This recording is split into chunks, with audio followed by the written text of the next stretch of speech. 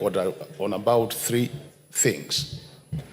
The first one, Honorable Speaker, is that the truth of the matter is members of this House have only Wednesday's morning to do their bills and motions. And it's very unfair when the majority leader keeps on taking our time to bring government bills, which we can extend time and can also create special sittings. So, Honorable Speaker, I would be pleading with the majority leader and the House Business Committee is that to allow us have Wednesday morning for private members' bills. These bills you are reading first reading are very important, I agree. But for the future, majority leader, it's important you allow us our day. The second point, Honorable Speaker, which is important, I also want to plead with the House Business Committee. If you look at the last Wednesday's order paper, a bill which I'm supposed to be sponsoring was the immediate bill after POCOSES. Now my bill has been pushed about 3 levels behind. And if you look at the number of my bill, it's number 5 of 2022, Honorable Speaker. So I want the House Business to be fair to members. It's very unfortunate you see a bill which has been waiting for a long time, and then, Honorable Speaker, all of a sudden, you see a bill being even pushed, which is a number behind your number, very far from where you are. And what we're saying, Honorable Speaker, yeah, exactly, and the thing is, Honorable Speaker, what even worries me most, Honorable members, the bill I'm supposed to be moving is a bill which touches on this, it's a Parliamentary Pensions Amendment Bill, which touches on your issues. And we push our own issues to the back, and we bring other issues. So, Honorable Speaker, I want to plead the House Business that they also be consistent in terms of how they schedule these bills. Otherwise, now I was very prepared last week. Now it has been, today I don't see myself moving it, and it might go to next year, which means I have to do now research next year again. Majority Leader, you must be fair to us. You know, we are also engaging. I don't want to be reading, and then after I do my research, you push me again back to reading. So, Honorable Speaker, I think for today I will understand, but to the future, please, consider also the way the bills have been presented to the House. I think it will help us. But with those better remarks, Honorable Speaker, I know these bills are very important, and we are going to read and prepare ourselves to debate seriously as a House. Thank you. Thank you, Honorable Makali. I think that the majority leader has duly noted your concerns. So now, honorable members, allow me to put the question. I now put the question that the House resolves to exempt the business appearing as orders numbers 10, 12, 13, 14, 15, 16, and 17 in today's order paper from the provisions of Standing Order number 43, being a Wednesday morning, a day allocated for business not sponsored by the majority or minority party or business sponsored by a committee. Will as many as of that opinion say aye? Aye. Will as many as of the contrary opinion say nay? The ayes have it.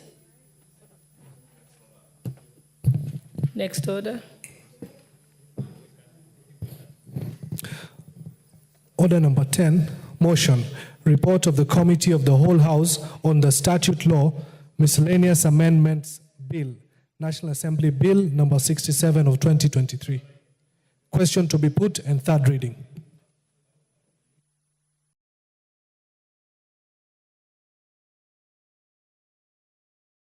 Proceed, Majority Leader.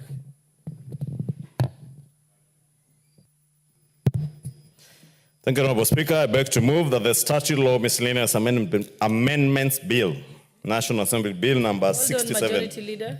Hold on, Majority Leader. I'm getting different instructions here.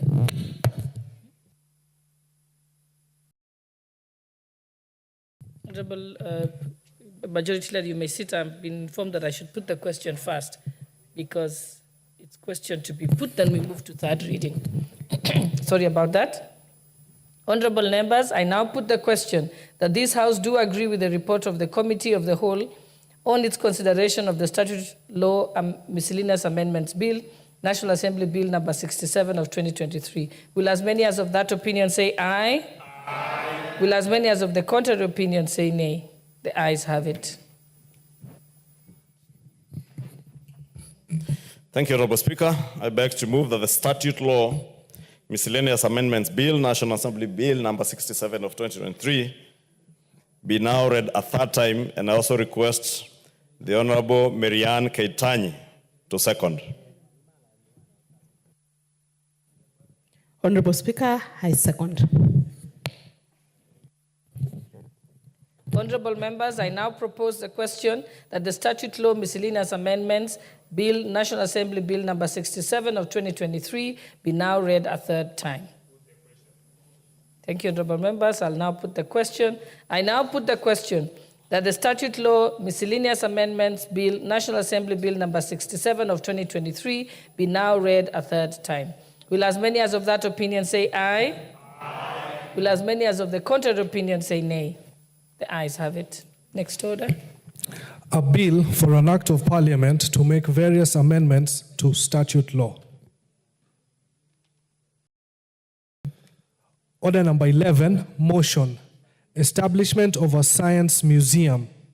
Question to be put.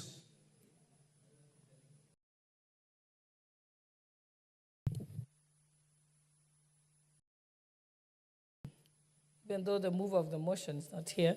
Honorable members, I now put the question that aware that the Article 11(2)(b) of the Constitution provides that the government shall recognize the role of science and indigenous technologies in the development of the nation, and further aware that Vision 2030 provides for the integration of information, communication, and technology in the country's transformative agenda, concerned that there exists no science museum for consolidating indigenous scientific and technological innovations, training, and research purposes in the East African region.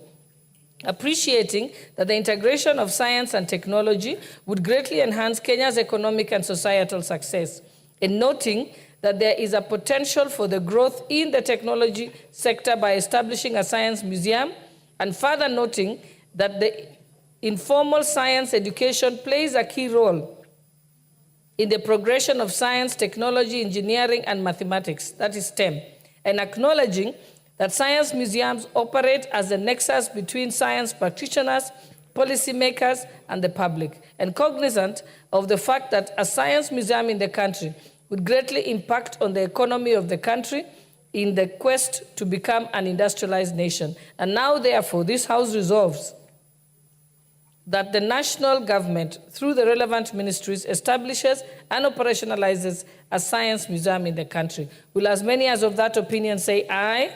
Aye. Will as many as of the contrary opinion say nay? The ayes have it. Next order. Order number 12, the Public Finance Management Amendment number 3 Bill, National Assembly Bill number 44 of 2024, first reading.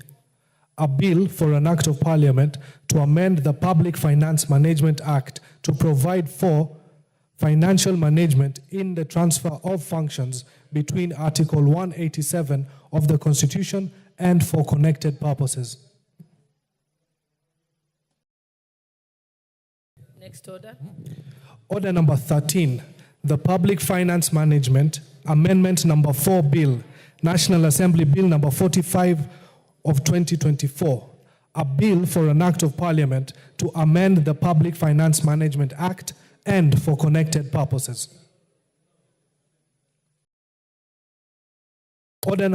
Next order. Order number 14, the Tax Procedures Amendment number 2 Bill, National Assembly Bill number 46 of 2024, a bill for an act of parliament, first reading, a bill for an act of parliament to amend the Tax Procedures Act and for connected purposes.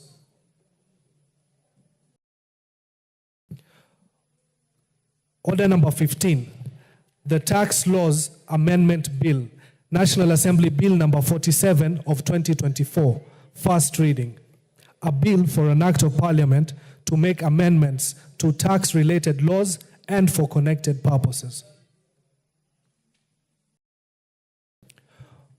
Order number 16, the Public Procurement and Asset Disposal Amendment Bill, National Assembly Bill number 48 of 2024, first reading. A bill for an act of parliament to amend the Public Procurement and Disposal Act and for connected purposes. Order number 17, the Business Laws Amendment Bill, National Assembly Bill number 49 of 2024, first reading. A bill for an act of parliament to amend various laws and to make amendments to laws related to financial institutions and for connected purposes. Order number 18, Committee of the Whole House.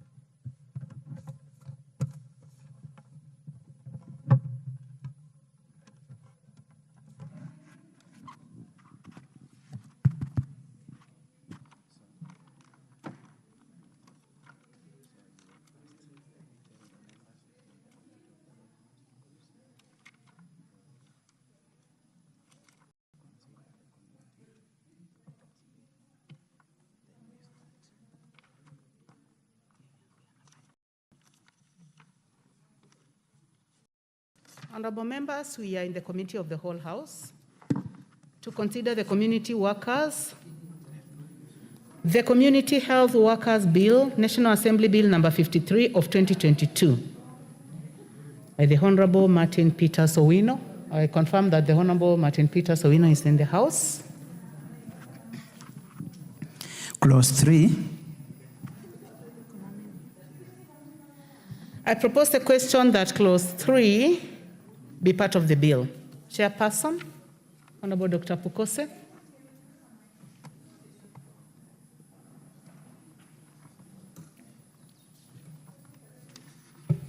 Honorable Chair, I propose that Clause 3 be amended as per the order paper. This is for alignment with the Primary Health Care Act number 13 of 2023, which uses the term community health promoter. Thank you, Honorable Chair. Thank you, Chairman. I propose the question that Clause 3 be amended as proposed by the Chairman. Any interest in this?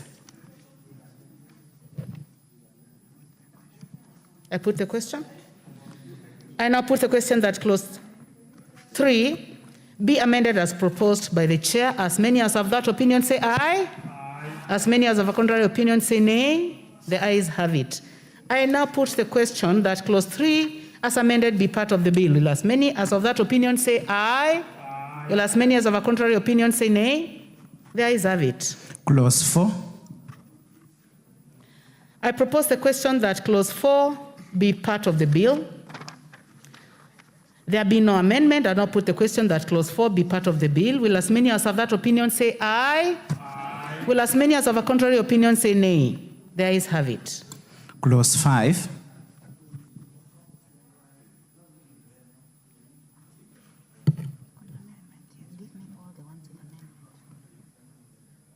I propose the question that Clause 5 be part of the bill. Chair?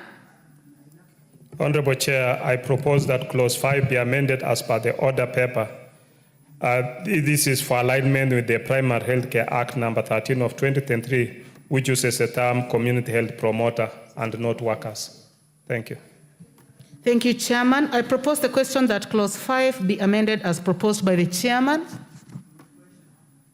I put the question. Thank you. I now put the question that Clause 5 be amended as proposed by the Chair. Will as many as of that opinion say aye? Aye. Will as many as of a contrary opinion say nay? The ayes have it. I now put the question that Clause 5 as amended be part of the bill. Will as many as of that opinion say aye? Aye. Will as many as of a contrary opinion say nay? The ayes have it. Clause 6. I propose the question that clause 6 be part of the bill. Chair?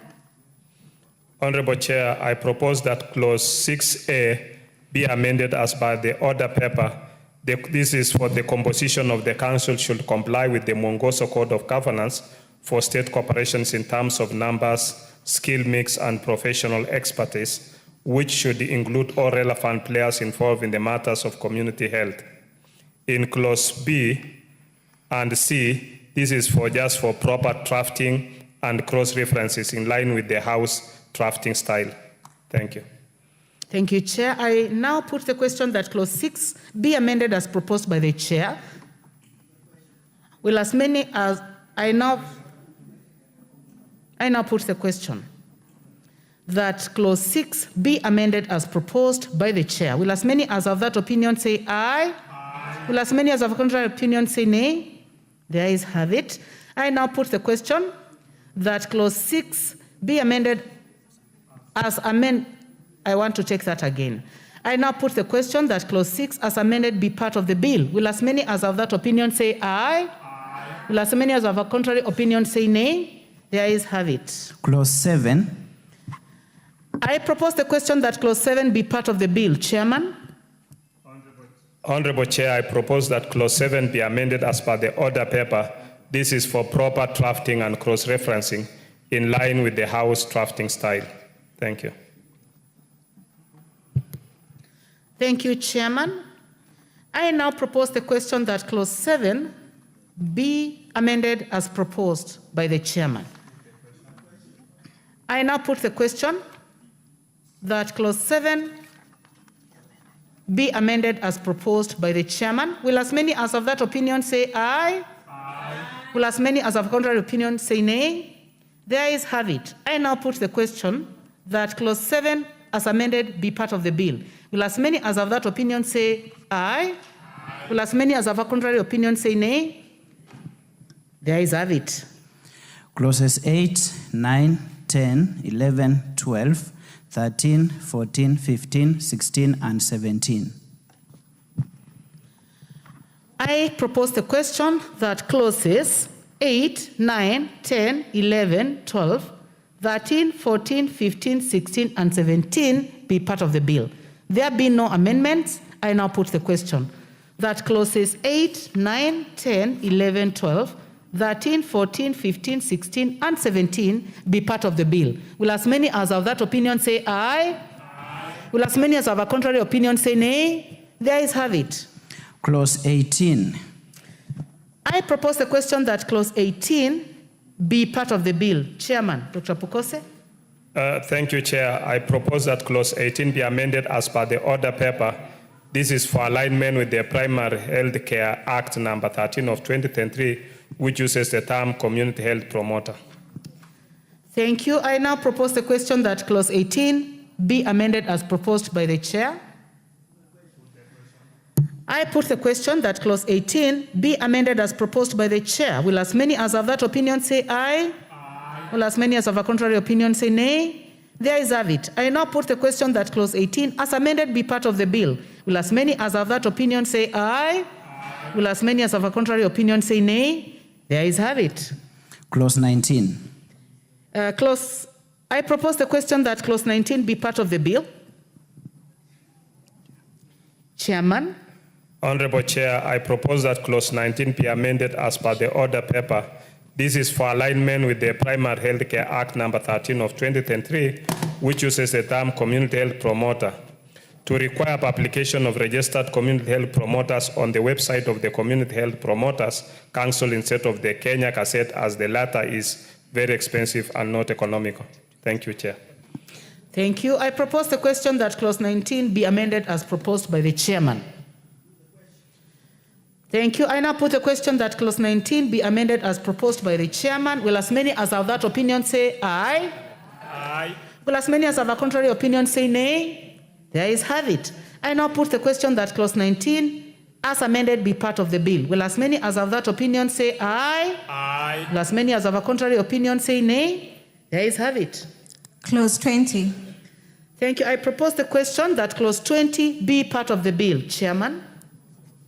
Honorable Chair, I propose that Clause 20 be amended as per the order paper. This is for alignment with the Primary Healthcare Act number 13 of 2023, which uses the term community health promoter. Thank you. Thank you, Chairman. I propose the question that Clause 20 be amended as proposed by the Honorable Dr. Pukose. Put the question. Thank you. I now put the question that Clause 20 be amended as proposed by the Chairman. Will as many as of that opinion say aye? Aye. Will as many as of a contrary opinion say nay? The ayes have it. I now put the question that Clause 20 as amended be part of the bill. Will as many as of that opinion say aye? Aye. Will as many as of a contrary opinion say nay? The ayes have it. Clause 21. I propose the question that Clause 21 be part of the bill. There be no amendment. I now put the question that Clause 21 be part of the bill. Will as many as of that opinion say aye? Aye. Will as many as of a contrary opinion say nay? The ayes have it. Clause 22. I put the question that Clause 22 be part of the bill. Dr. Pukose.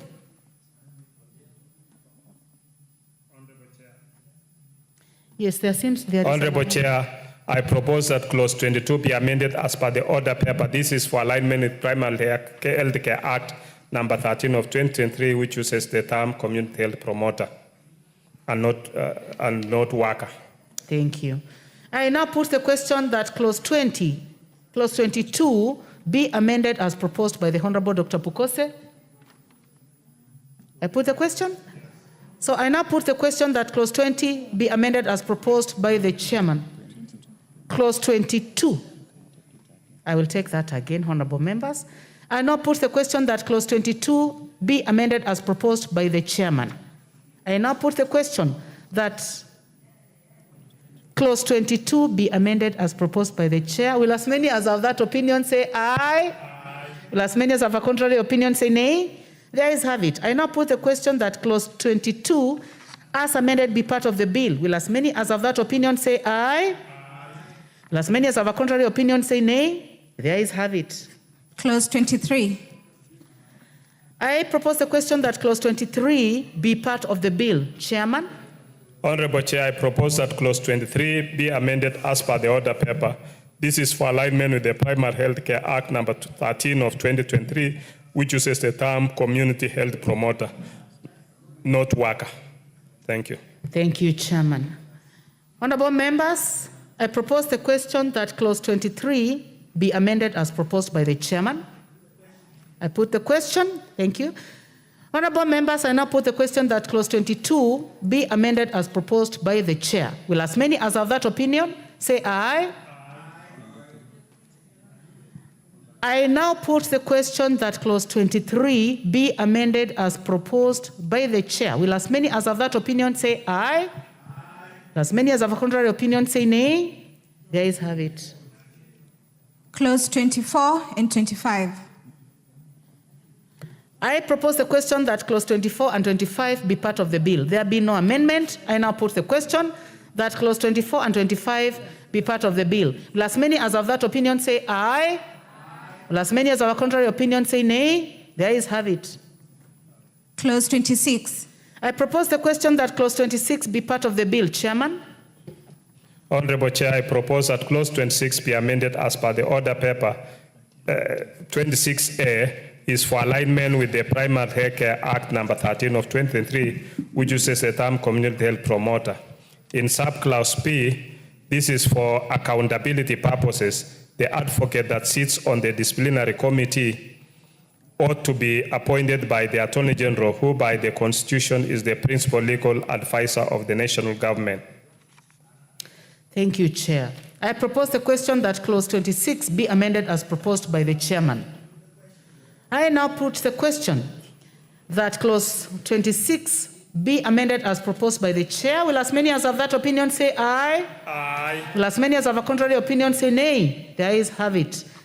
I now put the question that Clause 26 as amended be part of the bill. Will as many as of that opinion say aye? Aye. Will as many as of a contrary opinion say nay? The ayes have it. Clause 27. I propose the question that Clause 27 be part of the bill. Chairman.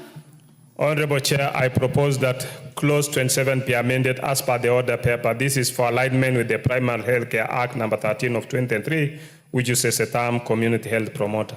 Thank you, Chair. I propose the question that clause 27 be amended as proposed by the chairman. Put the question. I now proceed to put the question.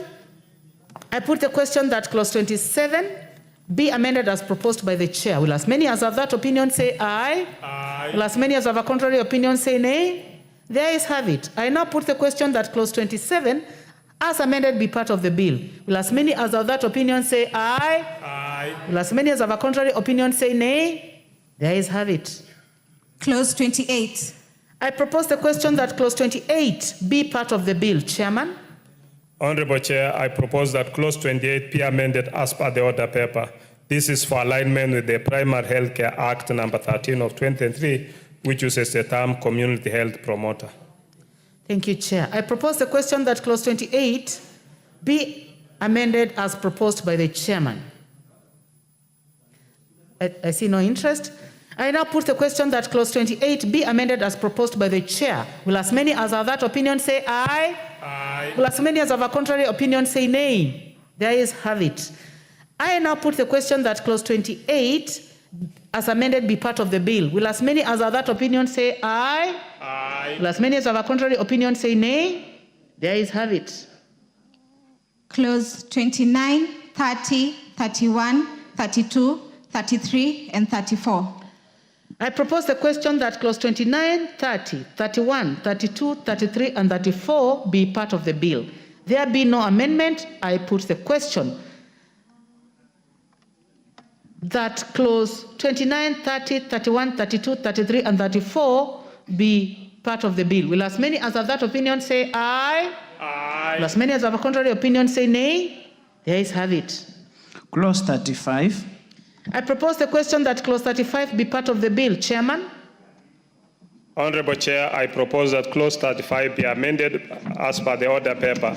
This is for alignment with the Primary Healthcare Act number 13 of 2023, which uses the term community health promoter, and to increase the period from 12 to 24 months for community health promoters to undertake the prescribed courses. Thank you, Chair. Thank you, Chairman.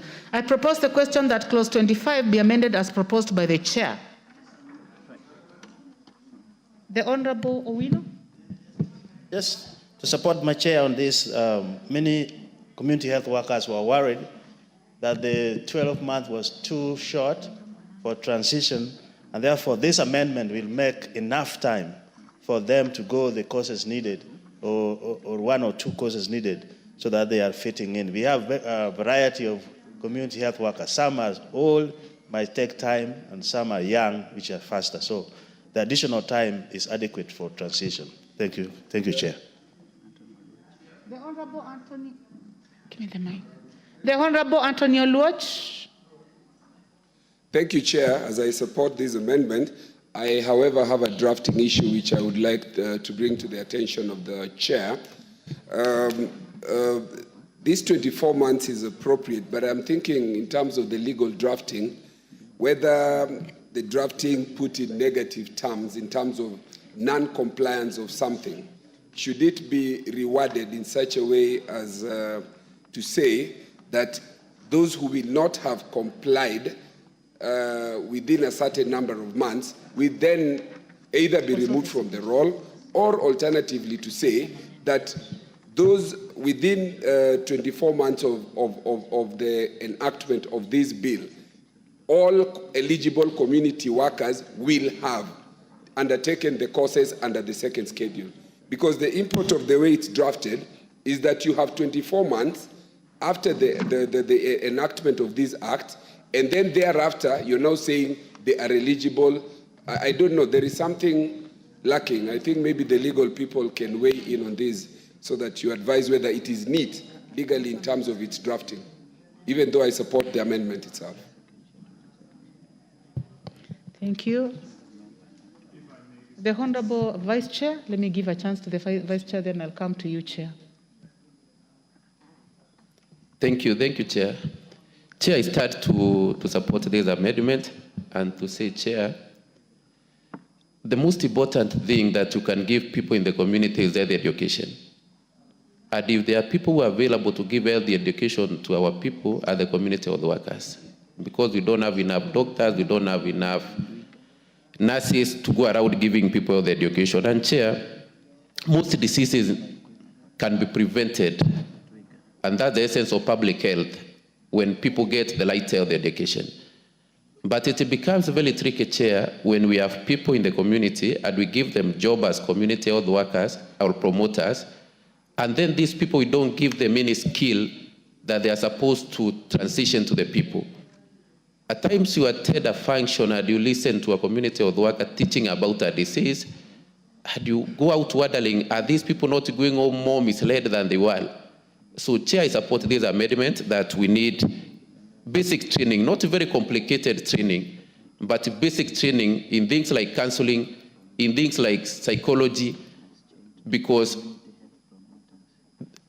we are living in a country where things like depression are becoming a major health issue as a country. And the best placed people to deal with things like depression in the community are community health workers, because they are free the people, they know the people, and the people trust them and will listen to them. So, Chair, I support that we need these basic trainings, not very complicated, but basic trainings that will make one a good community promoter. I support, Chair. Thank you very much, Vice Chair, for Health Committee Chairman. Chair, I want to respond on the matter which was raised by the Honorable Member for Mathare. Chair, I just wanted, for the comfort of Honorable Oluoch, that the new clause reads that within 24 months upon the commencement of this act, that is within 24 months upon the commencement of this act, the council shall ensure that community health promoters who immediately before the commencement of this act have not undertaken the courses prescribed shall undertake any of the courses prescribed in the second schedule for purposes of registration as a community health promoter under this act. Because we are saying that they must have done another course so that they can be registered. I don't think there is anything wrong with that drafting issue. So we are giving the council time to be able to, there are courses which can take shorter periods of time. There are courses which will be, all those community health workers who are there, some of them have not undertaken any course, and therefore we want them to, so as to be registered, they must be able to take certain courses within that period, so that community health workers but those who had already qualifications do not need to undertake those courses. But we must be able to limit the time so that they are able to do those courses within that time, and then subsequently, now we can be admitting community health workers with a minimum qualification. Yes, the Honorable Anthony Oluoch, your last comment on this? Last comment, Chair. For the record, I do support this. I have a lot of community health workers in Mathare, in my constituency. My drafting issue is really a technical legal issue. If you're comfortable with it, it's fine. But what I'm reading from this is that you're saying that there are people who can actually continue undertaking the work of community health promoters for a period of 24 months, without having to be subjected to the courses. So they have a window of 24 months. During that window period. So what I am saying myself is that we don't have to wait for the 24 months, because assuming you wait for 24 months, they will be undertaking this work without the necessary needed training which you are put in Schedule 2. That's my reading. I may be wrong, but if you're comfortable with the drafting, that's okay. Honorable members, I now propose the question. I allow the chair. Okay. Let me give a few minutes that they consult. 1 minute. Is there any other member who would like to contribute to this as the chair consults?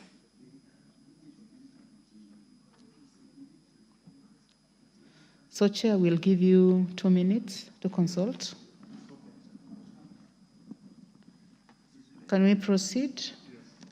Chair, you may please give the mic to the chairman. Chair, having consulted, I think I just want to reassure the member for Mathare that this is a transition period for those who do not have the minimum qualifications. and therefore we are giving them that within that period of time they have to meet the qualifications. So it's not after the 24 hours, it is within that period of 24 hours so that they can be able 24 to months. 24 months. Okay, I propose the question that clause 35 be amended as proposed by the chair. I do not see any further interest in this, honorable members. I now put the question that clause 35 be amended as proposed by the chair. Will as many as of that opinion say aye? Aye. Will as many as of a contrary opinion say nay? The ayes have it. I now put the question that clause 35 as amended be part of the bill. Will as many as of that opinion say aye? Aye. Will as many as of a contrary opinion say nay? The ayes have it. First schedule. I propose the question that the first schedule be the first schedule of the bill. There be no amendment. I now put the question that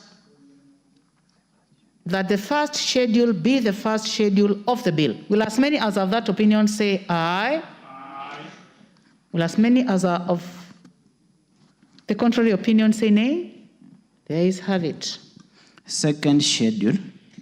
I propose the question that the second schedule be the second schedule of the bill. There is an amendment on this, so Chair. Honorable Chair, I propose that the second schedule be amended as per the order paper. This is for alignment with the Primary Health Care Act number 13 of 23, which uses the term community health promoter. And this is to further allow the Cabinet Secretary for Health to prescribe additional training elements for community health promoters to be registered by the Community Health Promoters Council. Thank you, Honorable Chair. Honorable members, I now propose the question that the second schedule be the second schedule be amended as proposed by the Honorable Dr. Bukose.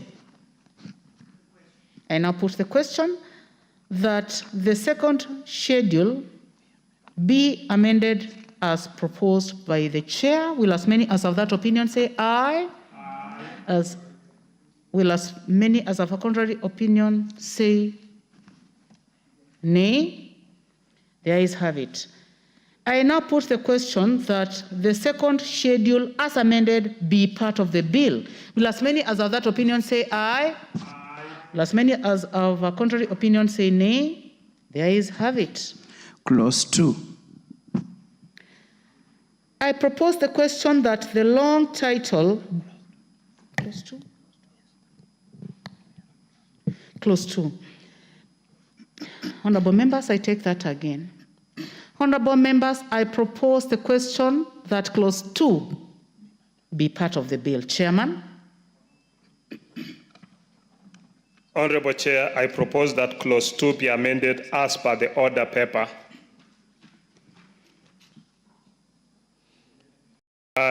In 2A, this is for alignment with the Primary Health Care Act number 13 of 2023, which uses the term community health promoters. In B, C, and D is for alignment with Primary Health Care Act number 13 of 23, which uses the term community health promoter. And in E, the registrar means the person appointed by a registrar under Section 17 of this Act, and this is for proper drafting in line with the House drafting style. And in F, Chair, is for alignment with the Primary Health Care Act number 13 of 23, which uses the term community health promoter. Thank you, Chair. I propose the question that clause 2 be amended as proposed by the chairman. I now put the question that clause 2 be amended as proposed by the chair. Will as many as of that opinion say aye? Aye. Will as many as of a contrary opinion say nay? The ayes have it.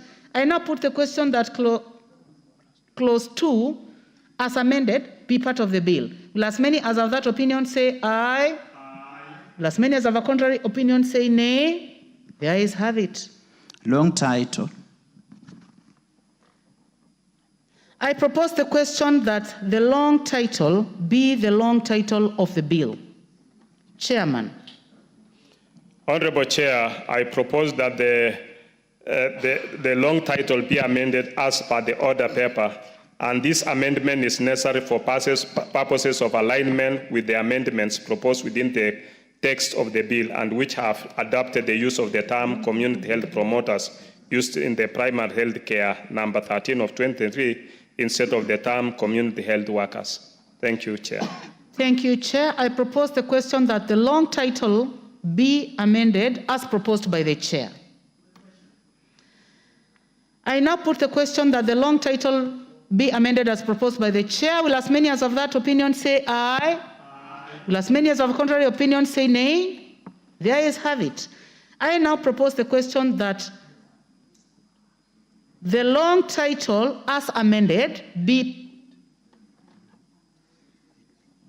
I now put the question that the long title as amended be part of the bill. Will as many as of that opinion say aye? Aye. Will as many as of a contrary opinion say nay? The ayes have it. Clause 1. Honorable members, I now propose the question that clause 1 be part of the bill. Chairman. Honorable Chair, I propose that clause 1 be amended as per the order paper. This is citing this act as the Community Health Promoters Act 2022. The amendment is necessary for purposes of alignment with the amendments proposed within the text of the bill, which have adopted the use of the term community health promoters used in the primary health care number 13 of 2023 instead of the term community health workers. Thank you, Chair. Thank you, Chair. I now propose the question that clause 1 be amended as proposed by the Chairman. I now put the question that clause 1 be amended as proposed by the Chair. Will as many as of that opinion say aye? Aye. Will as many as of a contrary opinion say nay? The ayes have it. I now put the question that clause 1 as amended be part of the bill. Will as many as of that opinion say aye? Aye. Will as many as of a contrary opinion say nay? The ayes have it. Thank you, honorable members. Honorable members, we have concluded consideration of the clauses in the bill. For the information of the committee and the House, the title of the bill has been changed from Community Health Workers to the Community Health Promoters Bill. We will now proceed to report to the House. I now call upon the mover to move reporting. Thank you, Honorable Chair. I beg to move the that the committee do report to the House its consideration of the Community Health Promoters Bill, National Bill number 53 of 2022, and its approval thereof with amendments. Thank you very much. Honorable members, I now put the question, which is that the committee do report to the House its consideration of the Community Health Promoters Bill, National Assembly Bill number 53 of 2022, and its approval thereof with amendments. Will as many as of that opinion say aye? Aye. Will as many as of a contrary opinion say nay? The ayes have it. Honorable members, Madam Speaker.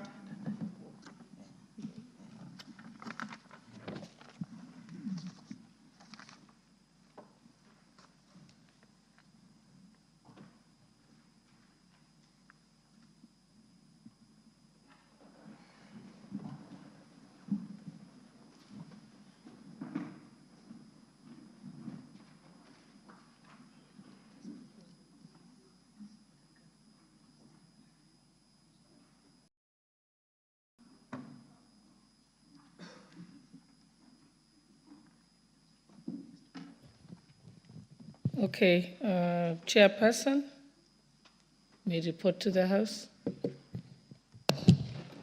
Thank you, Honorable Speaker. Honorable Speaker, I beg to report that the Committee of the Whole House has considered the Community Health Promoters Bill, National Assembly Bill number 53 of 2022, and approved the same with amendments. Thank you, Speaker. Mover. Thank you, Madam Speaker. I beg to move that the House do agree with the committee in the said report. I also request Honorable Irene Mayaka to second the motion for agreement with the report of the Committee of the Whole House. Thank you, Honorable Speaker. I second.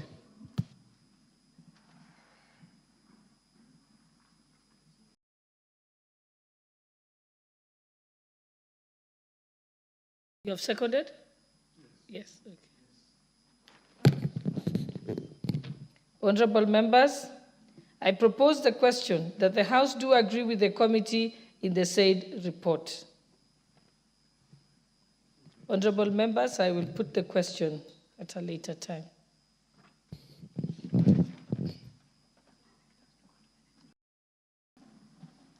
We may move to the next order. Order number 19, the Environmental Management and Coordination Amendment Bill, National Assembly Bill number 66 of 2023, second reading.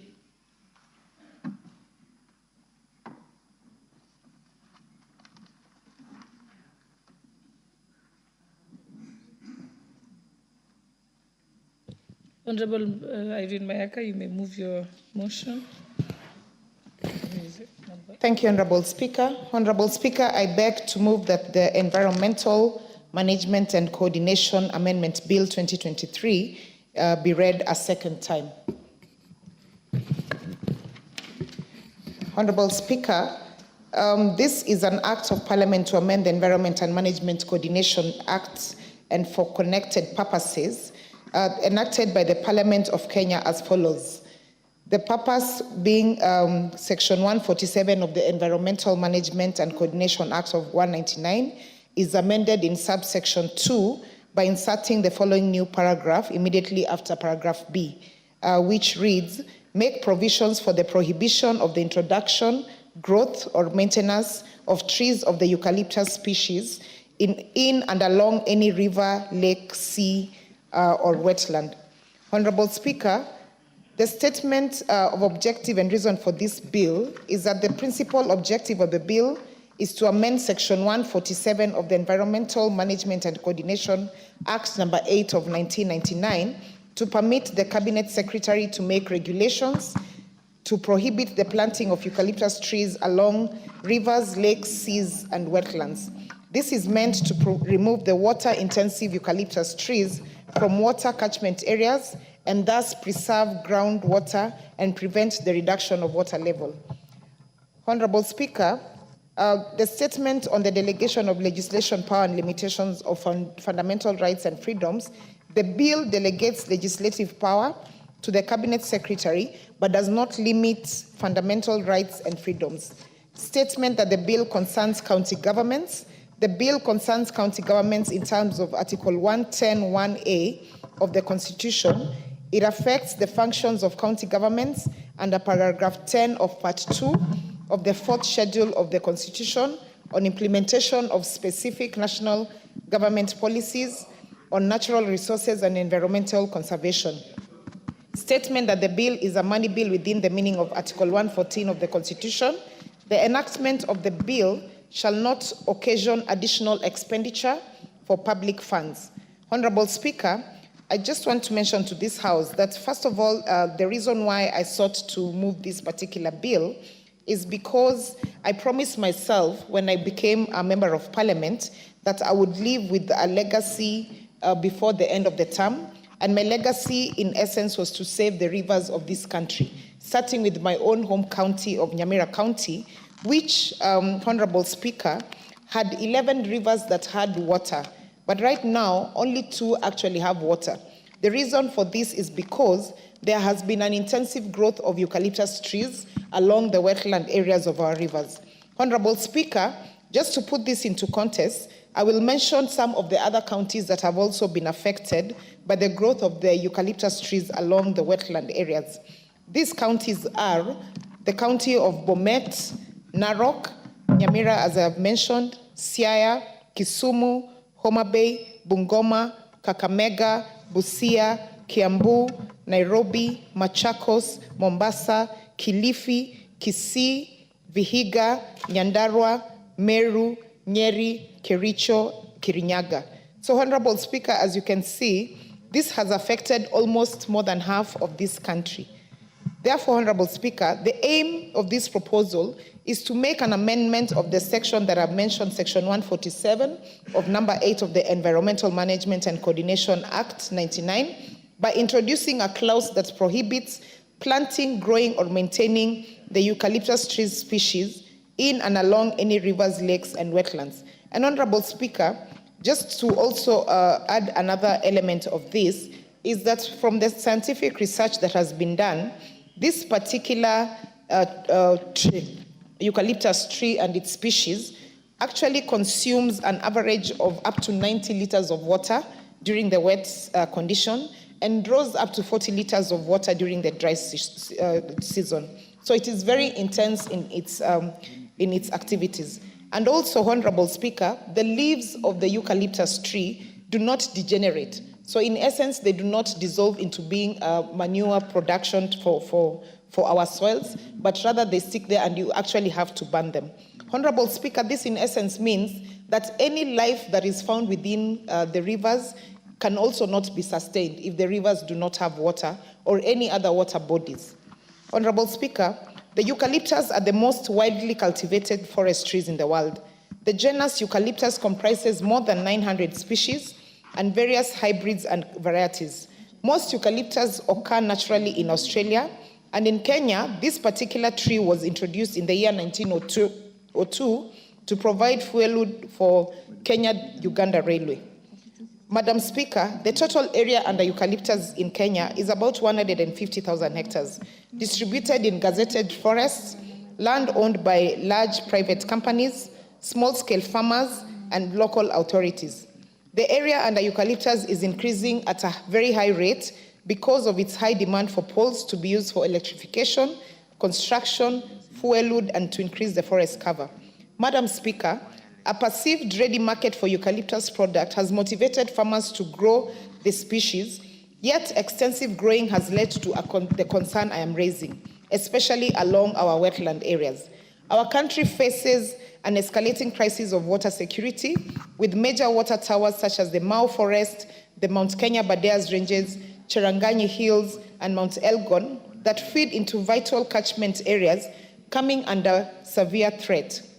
Climate change and human activities, particularly the cultivation of water-intensive eucalyptus trees close to water bodies, contributes to the diminishing river flow and eventual drying of rivers, which in some counties, like as I said, my home county of Nyamira, 80% of the rivers are nearly extinct. Madam Speaker, this comes at a very opportune time for us as a country, because we are currently discussing COP29 in Baku as we speak.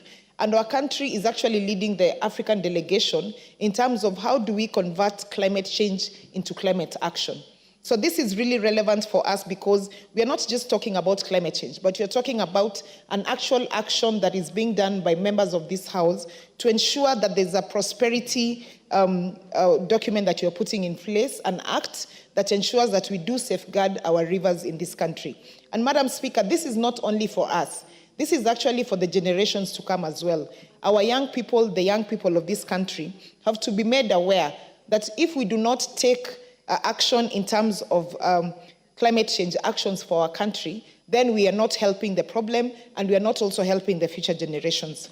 Madam Speaker, the reality is our growing water demand and water scarcity have become a notable challenge. Climate change, population growth, urbanization, water pollution, and poor management of water resources have aggravated the issue to a water crisis level, affecting economic activities, food security, education, and health. And so, this has been an environmental and community outcry in many countries suffering the negative effects of eucalyptus on water resources, soil health, and the entire biodiversity. Madam Speaker, environmental degradation and especially water scarcity is a global concern, with international organizations like the UNICEF predicting that close to half of the world's population will be living in areas facing water scarcity by as early as next year, 2025. At the center of this rising crisis is invasive trees like the eucalyptus species, of research evidence revealing that devastating impact in several countries. In 2023, for example, A study in Ethiopia alluded to the fact that the rapidly expanding areas of eucalyptus on farmers' fields affected the blue water supply downstream.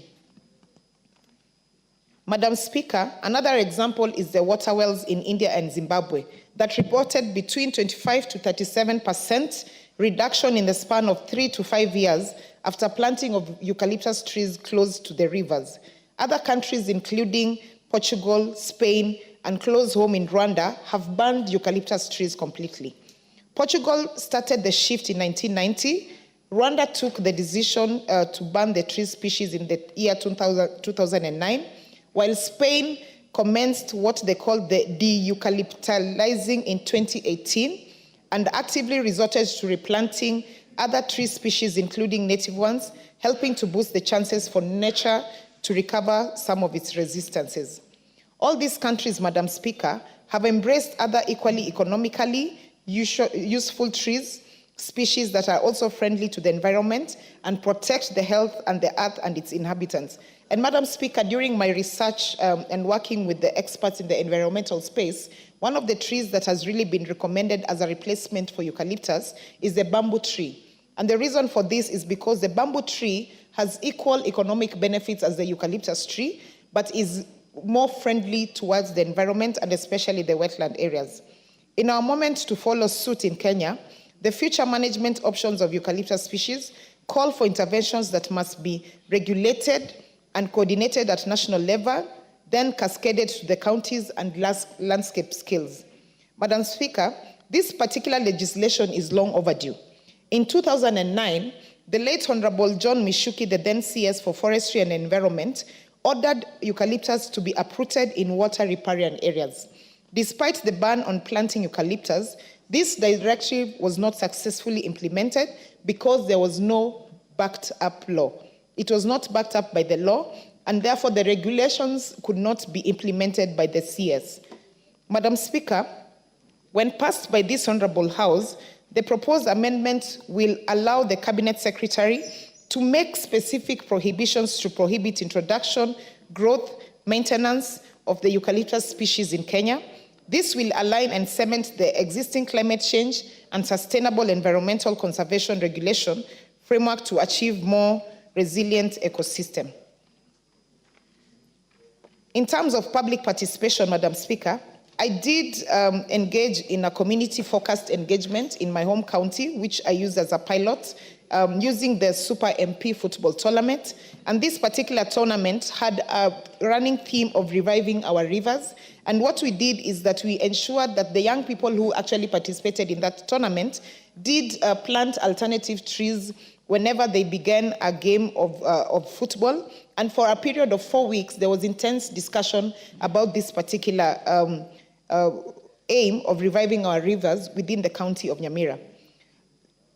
3 weeks ago, there was another public participation exercise that was conducted in the county of Kilifi, in which the stakeholders also agreed that following the passing of the amendments, the government, private sector, and civil society will collaborate to achieve the goals outlined in the bill to promote sustainable development. I had an opportunity to also present this particular bill before the Committee of Environment, and the committee did have an opportunity to have widespread public participation, including engaging the experts in the environment space, and they did approve this particular bill to proceed.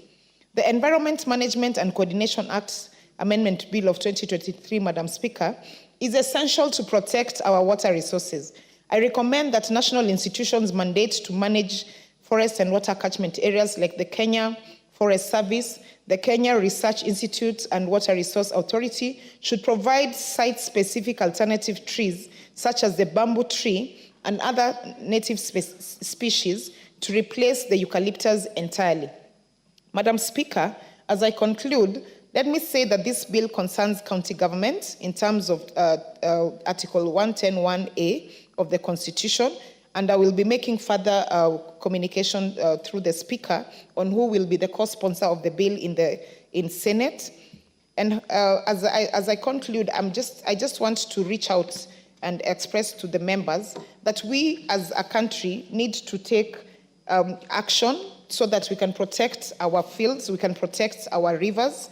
And Honorable Speaker, the only way we can ensure that is done is by ensuring that we do put laws in place that actually ensure that we protect this, not just for the purposes of this particular parliament that we serve in, but also for the prosperity.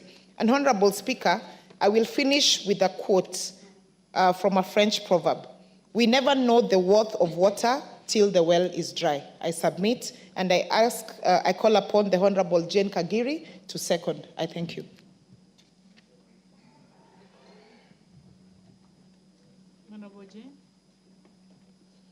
Honorable Jane Kagiri, please proceed to second the motion. Thank you, Honorable Speaker. I stand to second this amendment. And first, I'll take this opportunity to congratulate Honorable Irene Mayaka for a very well thought out amendment. Honorable Speaker, as I start to second, I would want to first take us through some statistics. It is medically recommended that each person takes 2 liters of water per day. Honorable Speaker, that would mean for a family of 5, they would require 10 liters of water per day. Honorable Speaker, for the eucalyptus tree, it requires 90 liters of water per day. So a eucalyptus tree is taking the water intake of 45 Kenyans. Honorable Speaker, I would want to say that majority of Kenyans don't even meet the 2 liters requirement, not because they don't want, but because they cannot get the access to that water. So, Honorable Speaker, I would be seconding to state that it would be very unfortunate for us as a country to continue allowing this tree to be planted next to our riverbed and our water sources, knowing that it is taking up water, which would be of great assistance to our people and of great use to them. Secondly, Honorable Speaker, this is a tree that causes a lot of soil degradation, because if we look at a situation of an acre in Kenya, it would fit around 3,000 trees. A quick math of what I spoke before, that would mean 270,000 liters of water being taken up per day on that particular area of soil. Honorable Speaker, that will cause a lot of soil degradation even to the neighboring piece of land, because knowing how the roots of the eucalyptus tree operate, they actually stretch onto other pieces of land. So, Honorable Speaker, that would be the second point, that our eucalyptus trees are causing a lot of soil degradation in our country. And the third one, I would want to speak of the biodiversity loss. And biodiversity loss, actually, Honorable Speaker, is in regard to the tough decomposition of eucalyptus leaves. Unlike many other trees where their leaves decompose and in fact become manure for the soil, on this one, the eucalyptus leaves normally do not decompose. So actually, they are not of any benefit to the soil in that area, and they actually affect the flora and fauna of the particular area. So, Honorable Speaker, the third thing I would want to speak about is its effect on the water quality. As we've spoken, Honorable Speaker, the eucalyptus tree sucks in a lot of water. So, of course, it affects the water, surface water. It takes up all the surface water. The surface water normally has a lot of nitrogen and phosphorus, which is important for soil nutrients. Again, we lose it because of this particular tree. Honorable Speaker, even in regards to the local climate, the eucalyptus tree is not beneficial to us. In fact, it causes desertification, Honorable Speaker. Honorable Speaker, with those many remarks, I hope we have convinced this House that we need to put an amendment to this bill to ensure that never again should our water sources be dried because of the eucalyptus tree. Thank you, Honorable Speaker. I submit and I second. Thank you. Thank you very much, Honorable Mayaka and Honorable Jane Kagiri. Honorable members, I now propose the question that the Environmental Management and Coordination Amendment Bill, National Assembly Bill number 66 of 2023 be read a second time.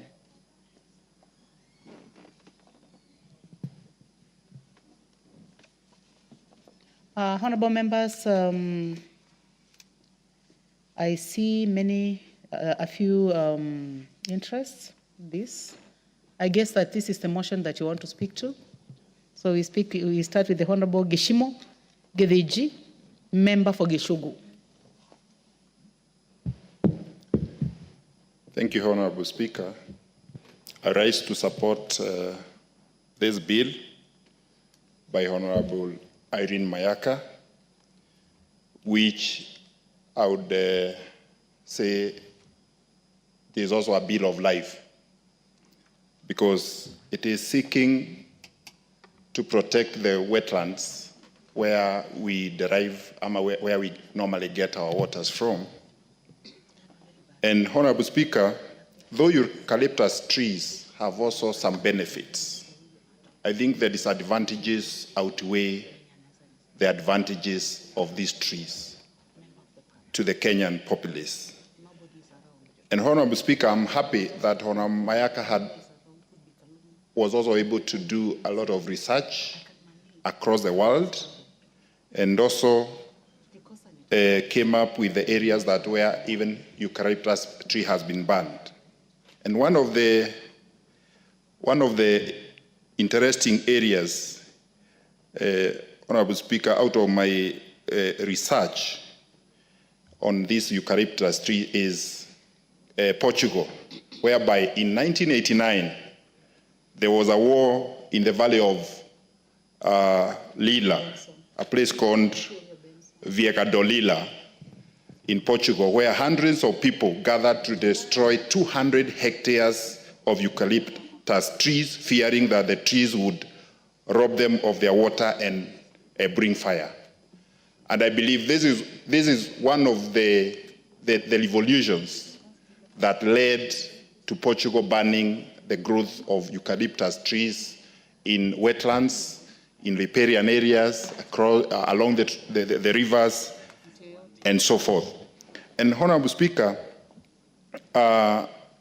these eucalyptus trees have also been referred as that species because research has shown, and one such research is also from India, whereby it has been shown that eucalyptus trees take more water than what is replaced by rainfall. And therefore, that means that even the human life, any kind of life, is written by these eucalyptus trees. And without belaboring the point, Honorable Speaker, it is also worth noting that this law now gives the minister or the CS an avenue to make regulations that would firmly make it possible for enforcement or the management of the wet areas, the catchment areas, for the purposes of issues in respect of the eucalyptus tree. And that is in line with Article 95 sub-Article 6, which provides that Parliament has the powers to make law, but also has power to delegate that law. And this provision now gives that avenue to the Parliament to delegate that power to the Cabinet Secretary to come up with regulations towards the management of the growth of eucalyptus trees in this country, and especially in the wet areas and where we normally get our water from. And back home, and especially in my county, Kirinyaga, these eucalyptus trees are usually a very big threat to the rivers. Actually, most of the rivers, some of the rivers have dried up because of these eucalyptus trees. And that is why I stand here to support this bill, which also looks at the issues of the climate change. Climate change is not only about the air, and planting trees. It's also about climate change action on areas that also threaten lives, both human and plants, other plants, and also other species, because when the rivers dry up, we also lose lives which are usually found in that river, including fish, and also it's also a threat to the food security in this country. So, Madam Speaker, my research also shows that in February 2020, the then Minister for Environment, Honorable Keriako Tobiko, called for eucalyptus trees to be uprooted in all wetlands and all catchment areas. But you see, that was just a directive which had no legal backing. And that is why this now legislation comes in handy to make sure that there is a law, there is a legal framework that a minister or a CS can use in order to enforce to enforce such kind of directives. But if someone never followed that directive and obeyed it, there was nothing that would have happened. So regulations coming through the CS would help in this space a lot. And that is why I support and thank you for that opportunity, Honorable Speaker. And I also thank Honorable Irene Mayaka for bringing this, I would call a bill of life. Thank you, Honorable Speaker. Thank you, Member for Gishugu. The Honorable Martin Owino, Member for Ndhiwa. Thank you, Madam Speaker. I rise to support this amendment bill. And I want to congratulate Honorable Irene Mayaka, making the first shot at the bill. It's very tiring and very needy. There are a lot of research which has been thrown into it. It is true global issues when it comes to environment is progressive. And therefore, a bill giving the CS mandate to make policies, I think it is in order, because we will need those policies from. Madam Speaker, I grew up in rural setting, and really there were some rivers which were never drying. And you had Homa Bay being mentioned as one of the areas affected.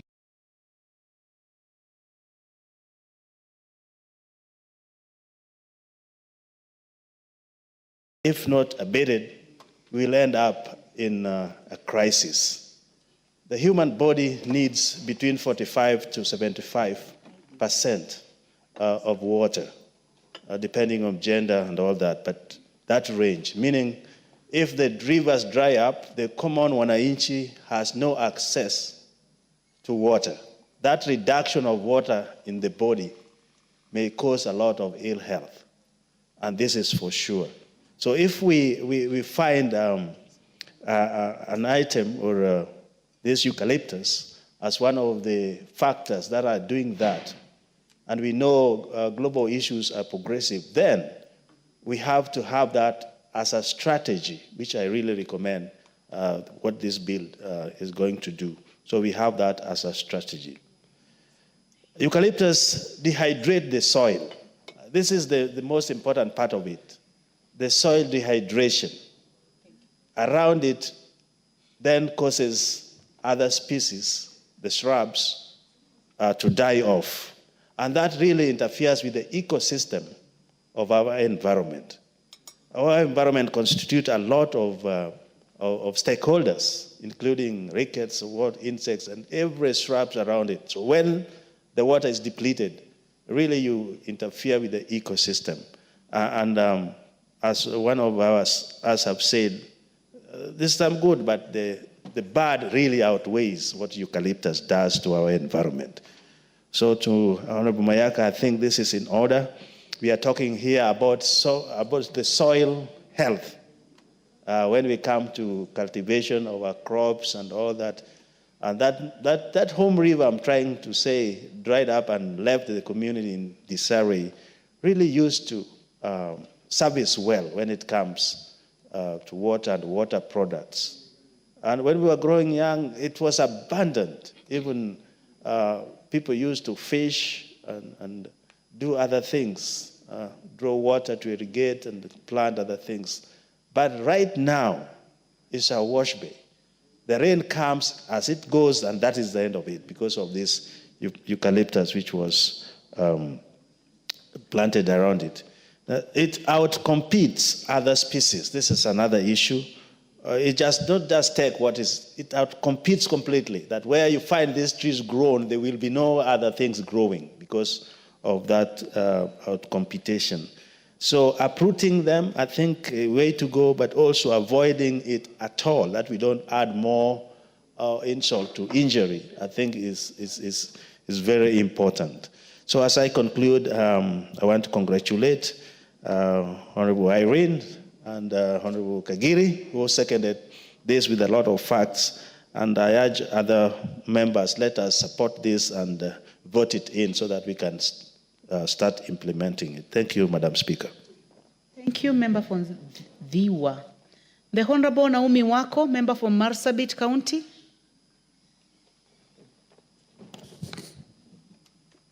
Thank you, Honorable Speaker, for giving me this opportunity to support this bill number 66 of 2023, the Environmental Management and Coordination Amendment Bill by Honorable Irene.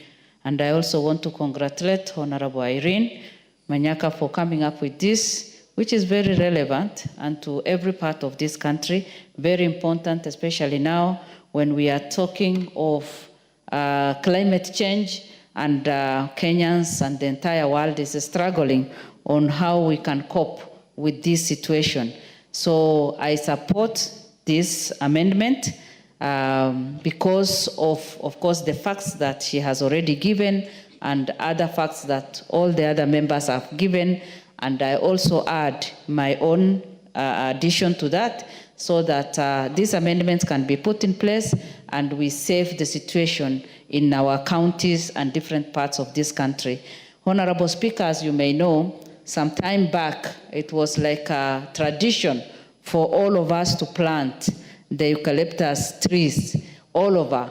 And little did we know that the disadvantages were so much, such that we didn't even imagine that in some few years we'll be talking of the negative impact it has had, especially for those of us who come from ASAL areas, whereby we have planted and our parents have planted in our farms, in our small chambers, in our plots, and even around the wet areas.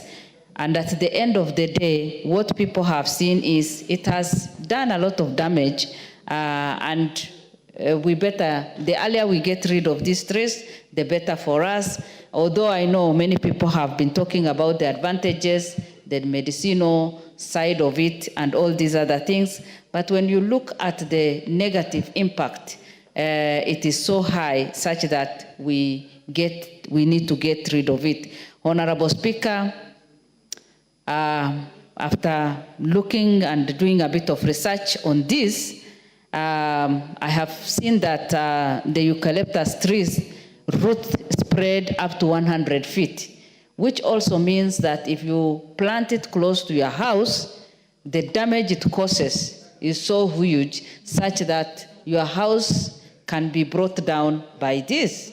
And you know very well that in the villages, people don't have a lot of resources and even cannot afford to come up with that very strong foundation. So when you do this, and then it destroys all the area around that, and at the end of the day, your house is also damaged. You know very well, many people cannot also insure their houses, and at the end of the day, the loss is so huge on them, and repairing again is a big problem. In fact, I have heard of so many people from my own village complaining about that and trying to move even relocate their houses to a different place. And of course, that is also not easy because of the cost that they can easily incur. Again, the other thing that I have seen from experience is that during the wind time, you know, when it is raining, the winds come, and sometimes this eucalyptus tree can easily fall. When they fall again, the damages are so huge. They fall on houses, they fall on classes, they fall on even human beings and destroy people's property.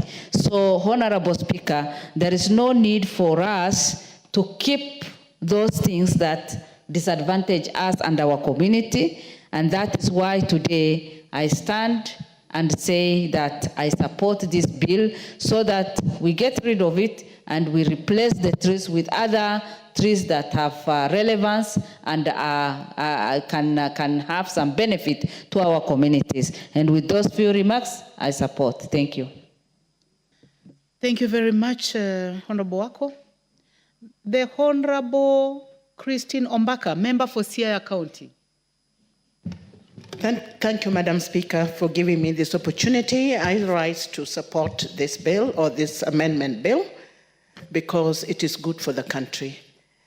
When we talk about the effect of water, and eucalyptus tree is one of them, then it is better to sacrifice and burn it, especially along the rivers and springs.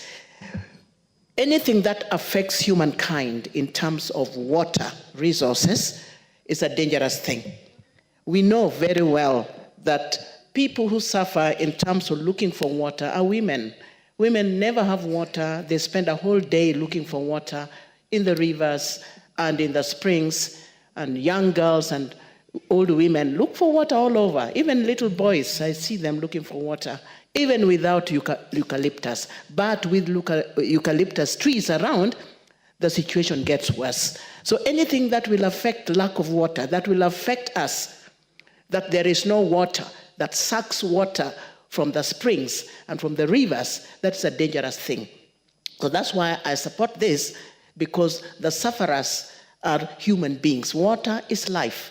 When there is no water, nobody will have that life. So this is a dangerous thing. This is a dangerous tree that we need to control and ensure that it is not grown along the rivers. My next point is that people plant these trees, eucalyptus, because they believe it is medicinal. It is. It has been confirmed. It is medicinal. It is used for various diseases like coughs and colds. It is also used for insecticides. And so people see the benefit of it. But people need to be educated to know the bad side of it as well, so that they take care and become more cautious. During tree planting times, we normally have tree planting seasons, and people plant anything, any tree that they see. It is important also to use that opportunity, that time, or tree planting, to educate the people what type of trees to plant, what type of trees to avoid. That way, we will be able to avoid planting trees that are harmful, or that will affect our daily lives. So I think that is my contribution to this. I support it because it is touching on the very core of human life, water. Water is life, and water, without water, women bear the biggest burden. Therefore, we need to burn it along the rivers, along the springs, or any water sources that we have around. I support the bill, and we will continue to debate on it. Thank you. Thank you. Thank you very much, Member for Siaya. The Honorable Patrick Ndwiga Twiga, Member for Chuka Igamba Ng'ombe. Thank you, Chair. Chair, I stand to support this important bill by Honorable Irene Mayaka. I come from the Rakanidi County, Chuka Igamba Ng'ombe constituency, Chair.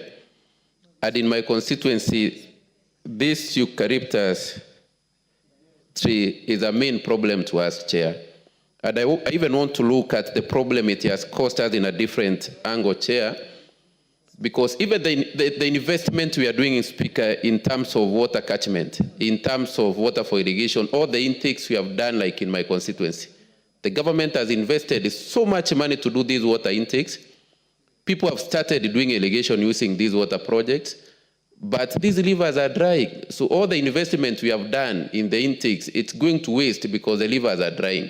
So, Chair, Madam Speaker, it's very important that we avoid these eucalyptus in our trees, because what we are doing is just reverse investment. Like in my constituency, we have an investment of almost 1 billion by European Union for our water intake that is supposed to serve the whole of Chuka town and its environment. But because of these eucalyptus trees that have been planted along that river, we are losing almost 5 intakes now, that during these intakes have water almost 2-3 months per year. The rest of the season, they don't have water, Chair. So you wonder, is it worth to do all this investment in this intake and these important irrigation and drinking water projects to have water 3 months per year? Something that we can avoid by avoiding these trees. So, Madam Speaker, I think this is a very important bill. And I'm happy that it has come at this particular time, that even in this parliament, for members of parliament, we have even enhanced our environment kitty, that when we go home now, we need now to start telling our people, because people are being given alternatives, that you don't plant eucalyptus, what do you plant? So it's the high time, Madam Speaker, we engage our people constructively. And I love the research that the Honorable Member Eileen has done, and I would really wish that is shared widely. Even the examples she has given of countries that have dealt with this matter of eucalyptus trees, so that as we engage members, we engage from a factual point, we engage from a point of knowledge, and we engage from a point where we can show them that it has been done elsewhere, and so it can be done in Kenya too. Thank you, Speaker. I support. Thank you very much. The Honorable Richard Yegon, member for Bomet East. Thank you very much, Madam Speaker, for giving me this opportunity also to contribute on this issue of eucalyptus trees. I want also to congratulate Honorable Irene Mayaka for bringing in this issue, because there was some time where we talked about these eucalyptus trees, and I think it died off again like that. But I believe this time around we are going to take action, because eucalyptus trees, when they are planted along the rivers, they tend to drain a lot of water. They take a lot of water, thus making the rivers go dry. Madam Speaker, it is high time that we need to enact serious laws to make sure that the areas where eucalyptus trees are planted are categorized. They need to be put up the hills, whereby it doesn't drain a lot of water from like when they are planted in the rivers. I've heard in my area whereby if you see a tree, or a eucalyptus tree, which is when somebody fell a tree, and maybe you can put something to collect the water out of that tree, you will find there's a lot of water coming out of a tree which has been fell along the river. And therefore, we need serious laws to be put to curtail these issues of planting trees along the rivers. It is finishing water. Within some few months after the rains, the riverbed just got dry, and we want to enact serious laws to make sure that this rule is followed. And for those people who have planted trees along the rivers, I want to say that there should be a mechanism, when this law has been enacted, there should be a mechanism where we must penalize the people who are planting trees along the rivers. And equally, even those who are planting the trees along the borders of some people, we need to put some stringent measures whereby you say maybe around 6 meters off the boundary of somebody, you plant those trees along there, because they tend to finish, make the farm of the neighbor look very bad or become dry. And even the crops which are planted in their farms, they are not going to come out very well. Madam Speaker, I support this. We need to make serious laws to curtail these issues of the eucalyptus trees being planted in the wrong place. Thank you very much, Madam Speaker. Thank you. The Honorable Ruth Odinga, member for Kisumu County.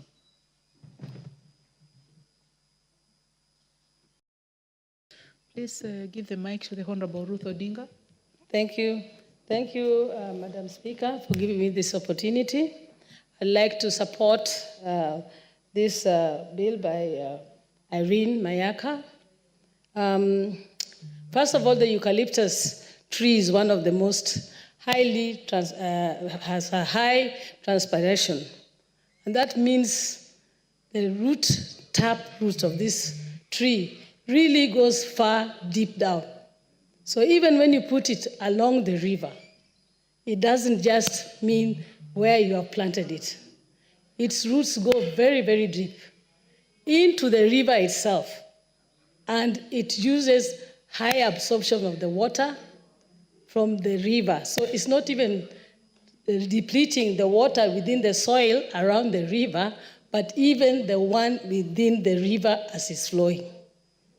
That is actually the fact about this plant. It's very dangerous to have it along any waterways. And secondly, Madam Speaker, it is so sad that we are doing a lot of tree planting. And right now, the government has come out for us to do tree planting everywhere. But it is done indiscriminately. We just plant any plant that you find. We are never given much choice on which one are the best ones and where should they be planted and where areas. I will not say that I'd be against the eucalyptus plant being planted, but it should be done in a designated area. For example, if it's in a forest area, we know that we have a particular area, and I know that is done in West African countries. We still have areas for planting such medicinal plants like the eucalyptus. It should be given its status as a medicinal plant and be planted in a designated area where those who want to use it as a herb or for for medicinal purposes can be able to cultivate it and use it, but not to have it be put in an area where it's going to actually affect the humans around that area. Now, for example, apart from saying along the rivers and the lakes, also in the farming areas, once you plant the eucalyptus tree in the farming areas, do you know it will be competing with all the plants and all the farm produce for that water that they also highly need for the plants to grow. So even in farming areas, even in actually habitable areas, the eucalyptus tree should not be planted. It should only be planted in a designated area in a forest. And one of the other reasons is because even the leaves of this eucalyptus plant, it never rots. It just acclimates itself, but it never even rots and decomposes to become a manure that can be used like the other trees. So for me, I believe that and support this bill that especially along the waterways and anywhere that is humanly habitable, the eucalyptus tree should not be planted. But we should have it for the medicinal purposes, but in designated areas, in forests where they can be cultivated and it can be used. So with that few remarks, I thank Honorable Kagiri and Honorable Mayaka, and say that I really support this bill. Thank you. The Honorable Member for Baringo, Honorable Jematia Sirgon. Thank you so much, Madam Speaker. And I want to also take this opportunity to congratulate and thank my friend, Honorable Rene, for coming up with such a very important bill and proposal amendment into enabling the Cabinet Secretary to put regulation in place to curb this very dangerous and very inefficient plant called eucalyptus. I come from a very dry area, naturally, Madam Speaker, but I have also interacted in areas, specifically in my county, where eucalyptus has been planted. And you can see the effects, specifically on dry rivers, the overflowing rivers that you used to see when we used to be young children, the way we used to swim on the rivers, and the way you used to, graze our fathers' cows along the rivers. Nowadays, it is a really dry site, which is giving us a very bad, the environment is just degrading and it is becoming worse by the day. If you read about this bill, Madam Speaker, you realize Honorable Irene Mayaka took time to educate us and show us the importance of making sure that we have eradicated eucalyptus species, specifically by even defining and giving us the types that are more severe than the other. If you look at the eucalyptus globulus, the blue gum, that is known for its water-hungry nature.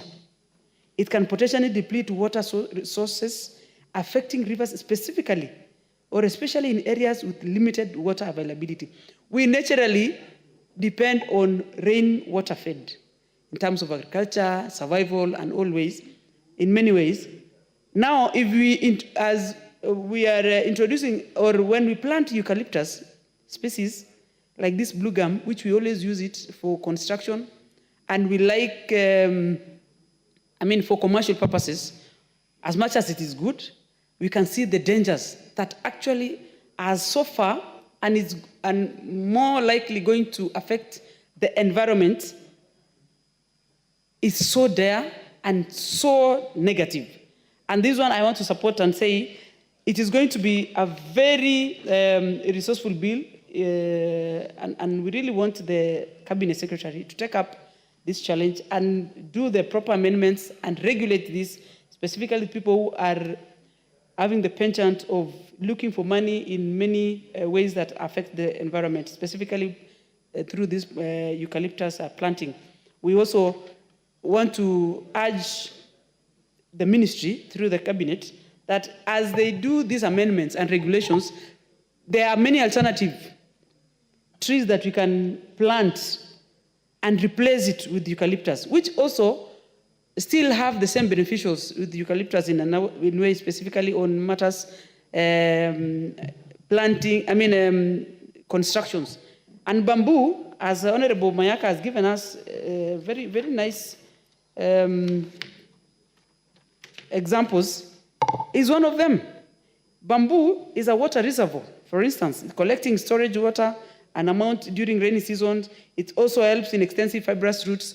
It is also good for furniture, carpentry, and building, which is going to be the best replica, which we can also use it in every, specifically on waterways and rivers, so that we can bring back the sanity and bring back life, because without water, there's nothing we can do so much. Water is life. Water is day to day. It is like a breath for all of us, and we need it. And specifically also, when we, as a government of the day, when our president always urges us to plant trees and give target of up to 10 billion trees in the next 5 years, we cannot be planting trees and we have eucalyptus at the same time. Because the more you plant trees, we are encouraging more rainfall, but as long as eucalyptus is within us, the same water that we are trying so much to attract through rain is going to be disadvantaged by the presence of these eucalyptus trees. So, Madam Speaker, I think this is one of the best bills, and it is a progressive bill, and it's going to help us in many ways. And lastly, Madam Speaker, in terms of, I was very keen in one of the sentences that the member alluded and give us an example is that a eucalyptus can take up to 90 liters per day in wet conditions and draws 40 liters daily in dry conditions. This is a very severe tree. And the faster we eliminate this tree, just like the way it was done in Portugal, the way they decided in one day that they are going to the forest and just fell down all these trees, at that time, it is also good for this country to adopt a very radical and purposeful and very intended resolution to make sure eucalyptus trees is not planted anymore, is regulated properly, and is specifically in areas, specifically island areas. If you go to Kericho or Bomet, where they plant a lot of tea, you easily see that eucalyptus is along the rivers. And this is something that has, every time you go to those areas that you think it rains every day, people tell you they don't have water. And if you do or sink a borehole in those areas, Nandi, for example, also, you can't get water because the water tables is so down, and it's highly contributed to such plants like eucalyptus. And that one is something that it is good we have identified the problem, and I urge through the ministry that this is a problem that we can be solved, and we can help this country in making sure that we are preserving our water towers and our water preserves. In Nyandarua, when Honorable Soipan was a Minister for Environment, I remember we went to plant trees in one of the lakes that had dried up because of eucalyptus that was planted around the lake. So this is a tree that has been tested and it has been known it is a very severe and gives a lot of negative response in the environment. For all that, Madam Speaker, I want to say I support and thank you so much. Thank you. The Honourable Member for Luanda, Honourable Dick Maungu. Thank you very much, Madam Speaker, for the opportunity given so that I may also add my voice to this very important bill. I'll start with allow me to appreciate the Honourable Mayaka for a bill that is well-timed, a bill that goes a long way in addressing some of the challenges we have as a country with regard to climate change, with regard to wetlands and conservation and environment. Madam Speaker, growing up as a young boy, we grew in an environment where we had a lot of wetlands around. And that made it happen that the climate within which, or the weather within which we were brought up was very conducive. Our springs were intact, our waterland, our water points were intact, and both our animals as well as we as human beings had enough water for our consumption. The time came that there was clamor to plant trees, and it happened that the trees that were supposed to be planted were the eucalyptus trees, Madam Speaker. Little did we know the impacts of this species and what it was to do to us as a country. Many years down the line, what we see are the repercussions. What we see are the results of having planted eucalyptus trees around rivers, around wetlands, and areas that hitherto that, Madam Speaker, were a source of water. I appreciate the Honourable Member who has done a very good document trying to show us the cost benefit or the pros and the cons of eucalyptus in our society. When eucalyptus was introduced, Madam Speaker, many people, especially small farmers who had some extra land somewhere, thought it wise to plant eucalyptus so that they could get source of firewood, they would supply electric poles as well as power poles. And it appeared to be a short-term measure of making money. But by and large, this tree has continued to be dangerous. And what is coming out, it is a very vicious tree. Vicious in the sense that it suffocates and ensures that other crops around do not have enough water. This tree is vicious in the sense that it shrinks or absorbs all the water around our waterlands. To an extent that, Madam Speaker, our waterlands, our rivers are shrinking, our wetlands are shrinking and even drying off, and some of them are actually extinct. And therefore, having an amendment that will ensure that we safeguard our wetlands, having an amendment that will ensure that we safeguard our rivers, Madam Speaker, will go a long way in giving dignity to mankind.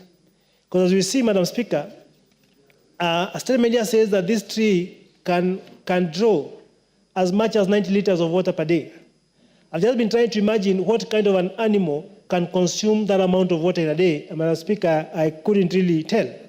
And therefore, if a tree can absorb as much as that amount of water in wet days or in dry days, Madam Speaker, that means that by the end of it all, we shall have very, very dry land. We shall have very, very dry rivers. We shall have very, very dry wetlands, and there shall not be life. We all know the importance of water in our living. Madam Speaker, Kenya is largely an agricultural land where we depend on agriculture to feed our nation. We depend on agriculture to feed our people. We depend on agriculture to defend our communities. But by having eucalyptus within, Madam Speaker, what this plant is doing, it is suffocating and ensuring that our lands are dry and therefore not good for production. And therefore, I support the amendment as captured by my good friend Irene, so that we can be able to redeem our land. We can be able to redeem our wetlands. We can be able to redeem our rivers and ensure that we go back to the life that we had in the early years, Madam Speaker.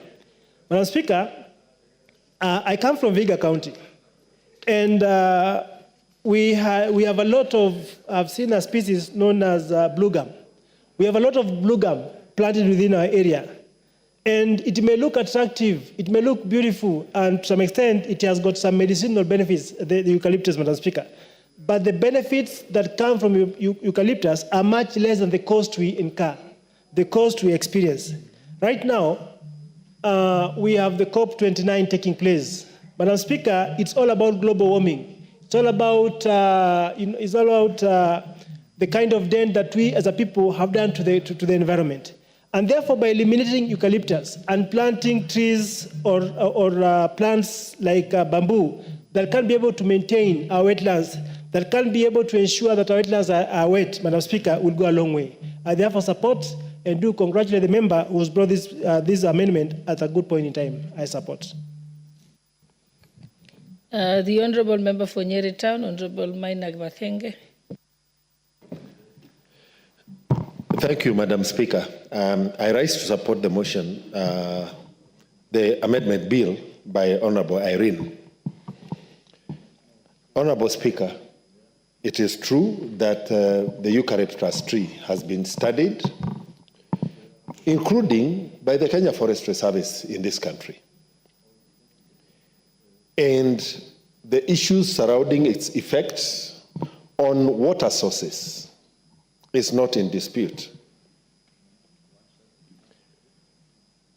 And it is imperative that as a country, we plan better, and also what we plan, we implement it meticulously. Honorable Speaker, there is no doubt in our mind that the electrification in this country largely has been supported by the poles from the eucalyptus trees. Affordable housing, affordable fencing in our rural smallholder farms, the poles are provided by the eucalyptus trees. Because of its fast growth rate and maturity, and the ban on logging, our timber industry locally is largely also supported by the eucalyptus trees. We can also not wish away the benefits of this tree on our economy and in rural livelihoods. Households that depend on firewood in rural Nyeri largely access firewood from this tree.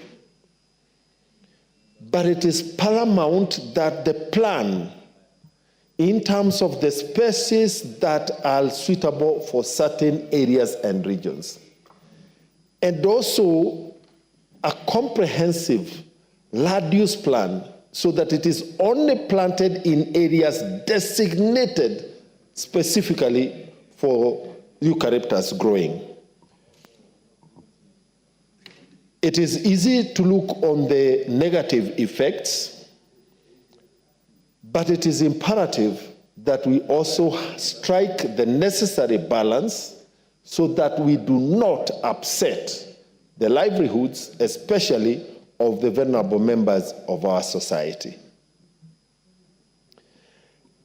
And therefore, while I encourage Honorable Mayaka to pursue this and consult more experts, and especially involve not only the national government, but also the county governments in terms of setting aside zones.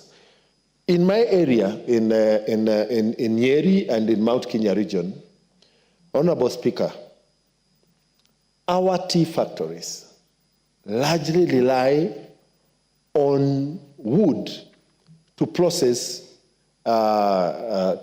tea. And quite a number of these tea factories have leased lands, some in very unsuitable areas like Kieni, where it is actually eucalyptus should be banned in what we call Kieni, which is 52% of Nyeri County, because it is semi-arid. But on the other side, we have the areas of Tetu, Odaya, and Madeira, whose economies are also dependent on tea growing and tea processing. And therefore, a delicate balance on both the environmental effects and the economic use that the eucalyptus trees contributes in our country needs to be properly established. The environmental impact assessment reports on areas where eucalyptus is grown large scale ought to inform the direction that we eventually take in amending the Environmental Act. It is critical that we do not upset the apple cart on areas that are largely dependent on this tree without providing a viable alternative to the contributions and the economic use. Honorable Speaker, I support.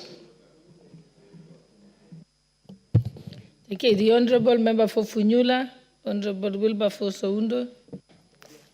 Thank you, Honorable Speaker, for the opportunity. And let me thank the young lady Irene Mayaka for bringing this amendment to the Environmental Management and Coordination Act for the purpose is an act of Parliament to amend the Environmental and Management Coordination Act and for connected purposes.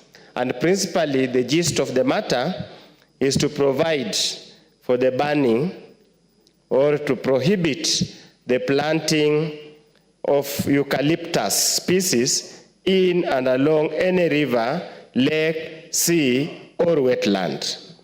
Honorable Speaker, all of us know that Kenya is a tree-scarce country. We have not yet gotten the 10% forest cover that we desire. And we always hope and pray the initiative now being rolled by the current regime will result in adequate forest cover so that we can solve climatic change and be in a position to deal with the adverse effects of climatic change. Honorable Speaker, there are very many tree species in this country, both exotic, indigenous, and some hybrid. They have different implications or they have got different effects on the environment and the general well-being of the people of Kenya. There has been numerous researches, numerous reports that have indicated eucalyptus species are heavy consumers of water, and therefore whenever they're planted near water sources, whenever they're planted along riverbeds or any other water body masses, they have some negative effect on the water availability in that particular area. I do not want to dispute the researches because that's not my area of specialization, and being somebody who has consumed research reports, I want to take it as it is that that's the correct position.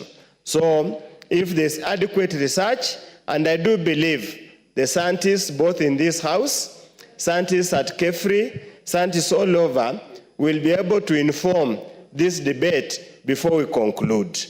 But Honorable Speaker, let me also echo the sentiment raised by the MP from Nyeri, who has clearly indicated eucalyptus, because of their early maturing, their fast growing, they have become very popular, especially in the construction industry, because they are used as props, they are used for so many issues. I'm also aware they are important in the tea sector. Again, so that's now a debate. Irene needs to engage those particular members of parliament from tea growing areas where they use eucalyptus for tea processing and for whatever other uses they need to. It must also be important, as we ban eucalyptus, she must also have an engagement, probably if there's an association of contractors or builders, so they have got that engagement. What substitute do you bring in this case? Probably with time, Honorable Speaker, it might be important for Honorable Irene Mayaka, again, to look at a segregated way of applying this prohibition. There are some areas that the eucalyptus has grown for many, many years. The adverse effects have been mitigated by adequate rainfall. There have been areas that are semi-arid or don't receive adequate rainfall, like my constituents of Funyula constituency, Obviously then, the growing of eucalyptus poses a very big danger on the survival of the few seasonal streams and probably the few water masses. So it is a debate that we couldn't conclude today. I would request that she engages further so that we are in a position to resolve this matter. As I conclude, Honorable Speaker, it is important that we need to continue the issue of afforestation in this country. We have so many hills in this country that are depleted of forest cover because of adverse economic activities.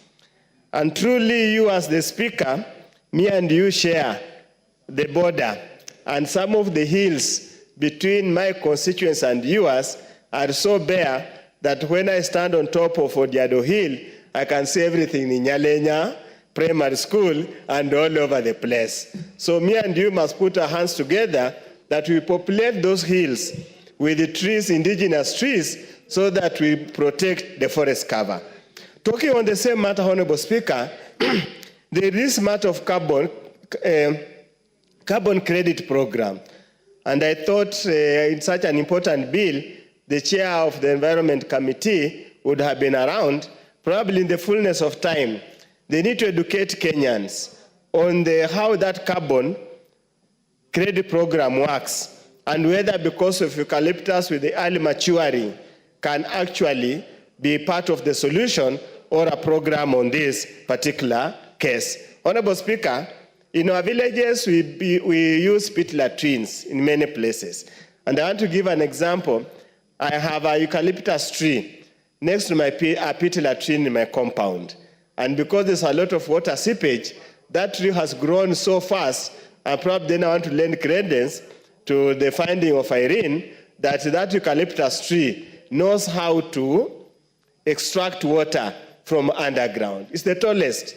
One day when you come, I'll take you there, you take a picture so that you can send to Irene to confirm her fears that indeed this is the problem we have. But Honorable Speaker, in this country, we have introduced species that have become very invasive.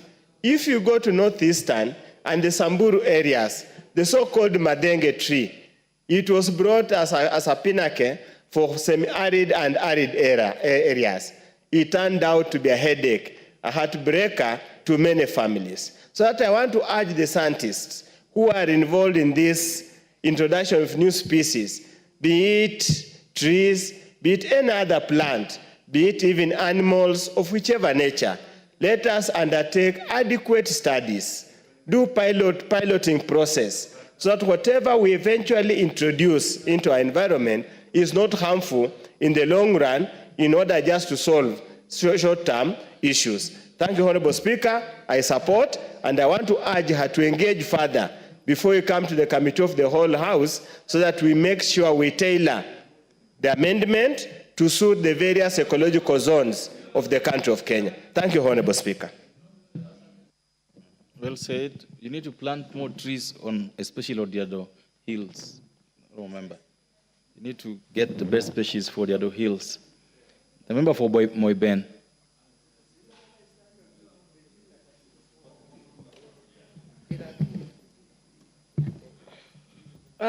Thank you, Mr. Speaker, for giving me the opportunity to contribute to this motion by Honorable Mayaka. Mr. Speaker, personally, I am a very good farmer of eucalyptus trees. Basically, in my entire farm, I have planted so many of them because one, it is a very easy tree to plant, it grows very fast, and we harvest firewood coming from a rural area. The Kenya Power and Lighting Company is a very good customer because that is where it gets the poles for electrification. So, Mr. Speaker, we need to regulate the growing of these eucalyptus trees because we have been given the advantages, the disadvantages of growing these trees.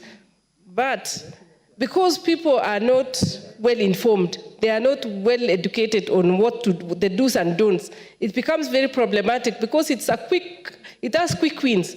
You grow eucalyptus tree within a short time, firewood is no longer a problem. You grow eucalyptus tree within a short time, you get people coming, you get millers, millers coming to purchase. So there is, given the cost of living in Kenya at the moment, and the scenario where you can plan and get, there is very fast return for investment, it becomes a very easy targeted tree to grow. So, Mr. Speaker, if this growing of eucalyptus is regulated in Kenya, it will go a long way because many people don't know the negative effects that it is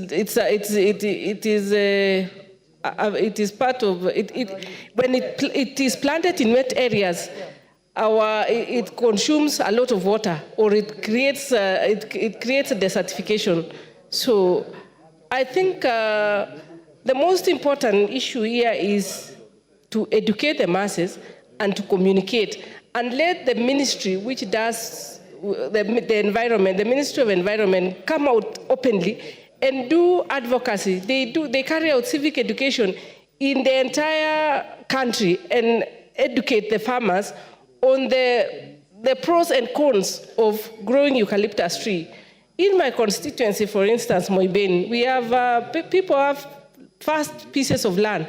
They grow maize, and aside from that, they also don't mind putting in eucalyptus in their fences or even in between their spaces in the land, because that is another source of livelihood. It's another source of making some extra coin, because you do it, you get market very fast. You have the sawmillers going around buying, and it is not just cheap. It's not very cheap. You don't get little money. You get very good value for every tree you plant. For instance, you can even get up to 5,000 per tree. So you can imagine if you have 100 acres of land and you just decide, I am doing eucalyptus business, and in that case, you don't care what happens to the land after that, because most people live one day at a time. You do your bit, you harvest, you make money, you educate your children, you get return for investment, and life goes on. So, because we want to avoid such scenarios, let us make a very clear regulatory framework where we regulate the growing of this eucalyptus, or ban it completely if it is completely bad. Because for us who grew up in rural areas, where you are supposed to go for long distances to look for firewood, to go for long distances or where you have to struggle to make money, when the eucalyptus becomes an option, it is very easy to go for it. It is very easy to be comfortable and plant it, because at the end of the day, it will elevate your life, it will change your livelihood, it will educate your children, it will give you money, pesa mfukoni, and so on. So we need to establish a very clear framework, and then go ahead and do advocacy. Create advocacy programs in every space, in every ward, in every constituency, so that people can be knowledgeable on how they are supposed to so that people can be knowledgeable on why they should not be growing eucalyptus in wetlands, in places in our rivers, and look for other options like bamboo trees and so on. So, Mr. Speaker, it is not about, it is so much about the knowledge. It's so much about not knowing. I am a member of parliament, I am a farmer, but I am also a victim, and I'm guilty as charged because I also have a plantation of eucalyptus. It is because it is a source of quick gains, quick money. But how many of me are in Kenya? Because we are not, we might not be having. How many years do you have to wait before you make this quick money? Within 2 years. Okay. And it is very lucrative. I mean, it is within 2 years you get money, you get firewood, you get shade. You know, in places where tree growing is, I mean, where trees take a long time to grow, and people don't have information on that effect about the eucalyptus tree, it is easy for someone to think it is the best thing that can happen to you, because that is how you can make your easy money. But as I said, we still have people who even imagine in the process of dealing with climate change, in the process of wanting to plant many trees, they think it is the best to do eucalyptus because it grows very fast and you create more tree cover, because it is highly resistant and it survives as compared to other species of trees. Even when the rain takes time to, even if it takes time to rain, the eucalyptus trees has a very high survival rate. So, Mr. Speaker, I still want to thank Honorable Mayaka, and that we create a very clear framework, a clear regulatory framework, and also go out there and educate the masses, educate every Kenyan on the pros and cons of eucalyptus tree. And if they must do it, we designate areas where we can plant the eucalyptus. That's if it will not affect the environment. Otherwise, as per now, people still do it because it is the fastest way to get money, and the buyers are the people encouraging the farmers, the masses to grow the eucalyptus tree. Kenya Power and Lighting Company always is the first customer. They go around with big trucks buying. So who will feel that? Who is that who will sit back and say, I'm not going to grow eucalyptus when everybody else is harvesting? We still have issues of firewood in our rural areas. Who will tell our mothers that eucalyptus is wrong if you can just grow within 3 years, you have sorted on issues, firewood. And firewood is a very important ingredient in the rural areas. People need firewood to cook. People need firewood in functions. You know, that is the source. All schools in Kenya, especially in my constituency, we use firewood to cook. So it's still a very, very easy target of income. It's still a very easy, it's still the cheapest source of income. The fastest source of income in every household, in every institution, in every village, in every constituency, particularly in my constituency. So, Madam Honorable Mayaka, I applaud you for taking that initiative to make sure that there is a framework which can be implemented and people can be educated so that they know and make a decision, make an informed decision on if they must grow this eucalyptus, where should they do it. Otherwise, Kenyans will still continue, and because it's a source of income, why not? And it's because it is going to shape their livelihoods, why not? And because it is going to put money in their pockets, why not? Because life is a process, and where you put bread on the table, that is what you go for. So we need a very clear regulatory framework, and we need to come out of our offices, especially the Ministry of Environment, and go to the villages and educate our mothers.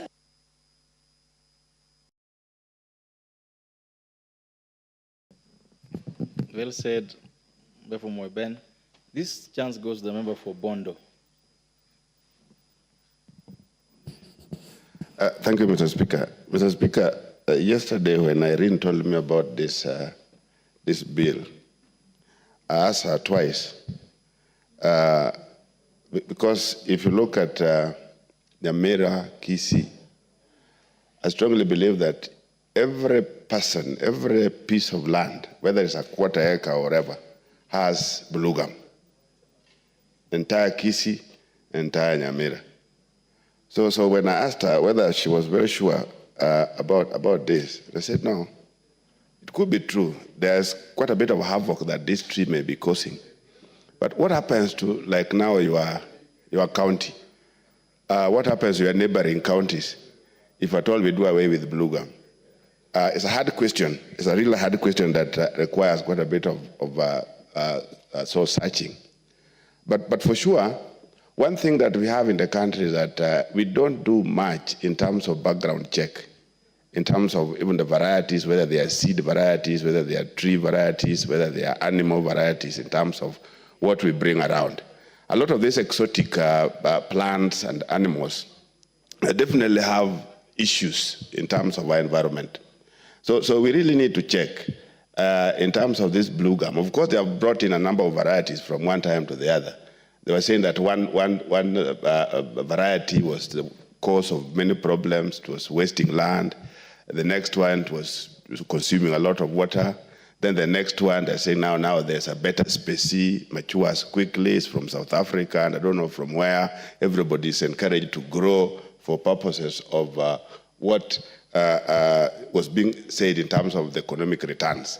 So if you look at all this, there are quite a bit of contradictions that go with it, but definitely some background check needs to be on some of these species.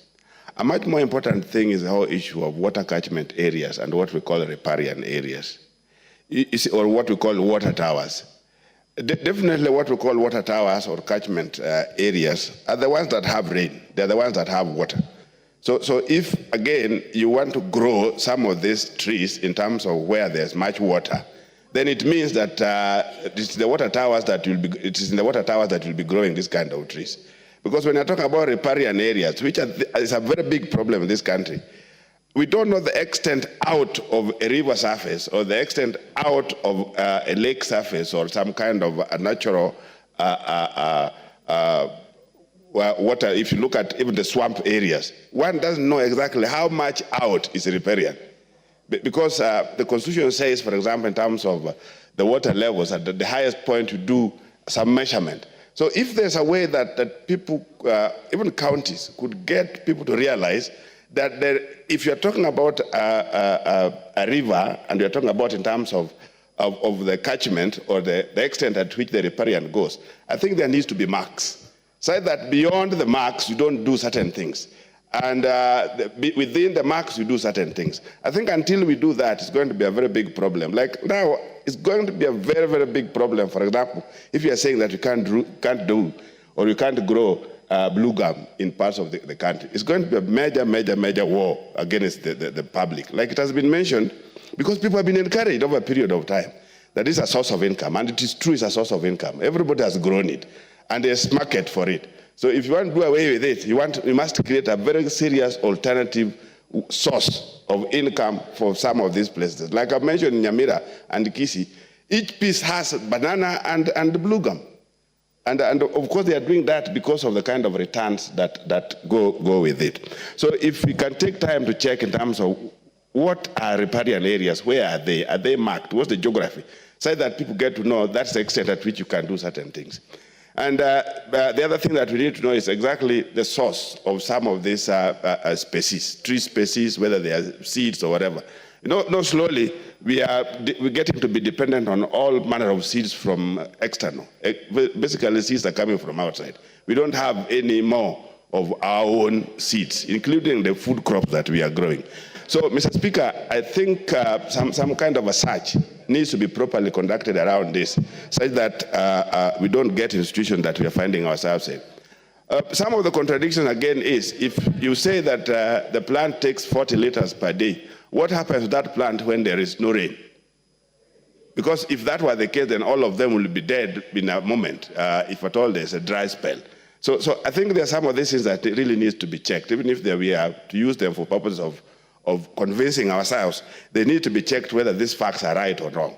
Because definitely what takes 40 liters per day will definitely die when there's no rain. And if that happens, it means all of them will die minus us even debating about it here. So, Mr. Speaker, I agree that to an extent, some of these things need to be checked. I also agree that when we are trying to check on that, we must look at in terms of the kind of information and education we have sent out in terms of economic benefits of some of these trees. Mr. Speaker, so partly there's a lot of science in terms of what Irene is bringing around. But on the other hand, there's quite a bit of a challenge that has to go with it in terms of how do you even implement it in the first case, unless you want to have it in the shelves and no agency is able to implement it. Thank you, Mr. Speaker. Honorable Umi.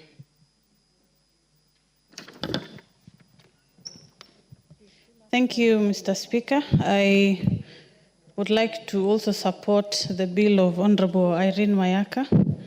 And I think first it's important that we clarify this particular amendment will not be affecting tea farmers, as tea farmers mostly grow 500 meters from the riverbanks. So this is specifically targeting those who grow within the riverbanks as a way of protecting our wetland areas and water catchment areas. And the debate on climate change is very big, not just in our country, but globally. And it's important that we do our best, especially to stop any man-made contributions, like this particular activity of growing the eucalyptus along the riverbanks. And my urge would be that even after, because I hope it will, this amendment will be effected, the Cabinet Secretary will be able to use this as a directive to come up with a framework that will guide the farmers and all the growers of the eucalyptus, and also serve as an example, because we've had challenges, especially what my colleague Honorable Oundo had raised. We are one of the people who have been highly affected by madenge trees, because somebody just thought of coming up with a proposal for semi-arid and arid areas and thought madenge is the best tree to make the arid areas become green, but our cows and goats ended up being toothless.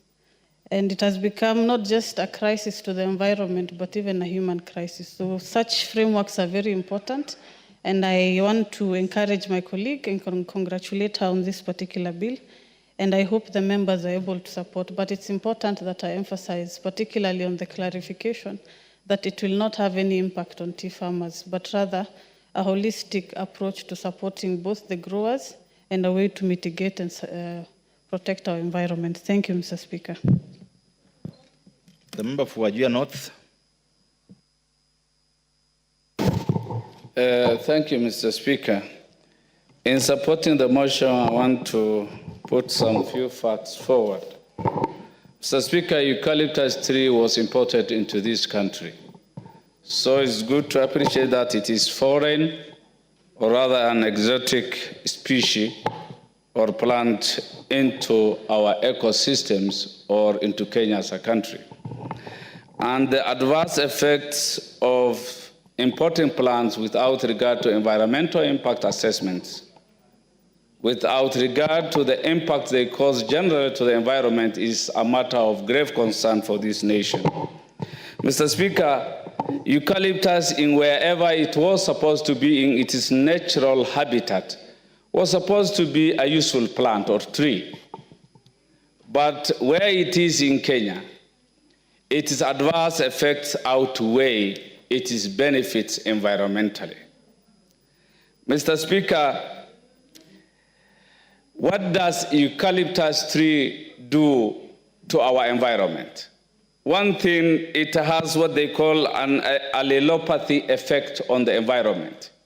What does that really mean? Releasing environment chemicals into our ecosystem, into our soil, that inhibits the growth of all other trees. So what it does, it will do well by itself, but it destroys the vigor, the biodiversity, the vitality of our environment in totality, degrading the environment in a very big way. So you can imagine having a tree that eliminates all other trees. And what is the consequent impact of eliminating other fauna or flora? The impact is it destroys many other livelihoods if it will destroy any other vegetation. For instance, if eucalyptus will be eliminating all other vegetation, beekeepers will be affected. They can't have the flowers to generate the honey we need as a form of livelihood. Pasture propagation or growth of pasture will equally be affected. So it will be a homogeneous stand of plant that does away with all other plants that we so need for our livelihood and sustenance. You know, it has a very dangerous taproot, uncomparable to other plants, that taps into our soils, even into the most barren of the arsal soils. If you take it to Chalbi, it can get water as deep as, so deep, yet water from arid areas, barren soils. That is the consequences and the extent of the impact eucalyptus trees can cause. Mr. Speaker, this tree dehydrates our soil. And dehydration of soils is clear to everybody. When you cease to have water in our soils, you cease to have life in its entirety in our soils and our ecosystems. This is a tree that takes copious amounts of water from our soils, from arsals, and even those that have good water sources. Eucalyptus can equally drain our soils and make sure that there are no more water in our soils. So it has that dangerous network of taproots that can go deep and dehydrate our soils. And when you dehydrate the soils, the impact are that you have also you also impact the chemical imbalance in our soil. So that is how dangerous eucalyptus tree is to our environment, Mr. Speaker. One other thing which I have said, it has an impact on the production of biomass. Eucalyptus tree ensures that it eliminates any other form of vegetation. And when you eliminate biomass, you are doing away with humus. You are doing away with so many aspects of our soil. Soil without biomass ceases to be soil, but other things. So this is a very dangerous tree. Probably the intention of those who brought it to this country was for short gaze.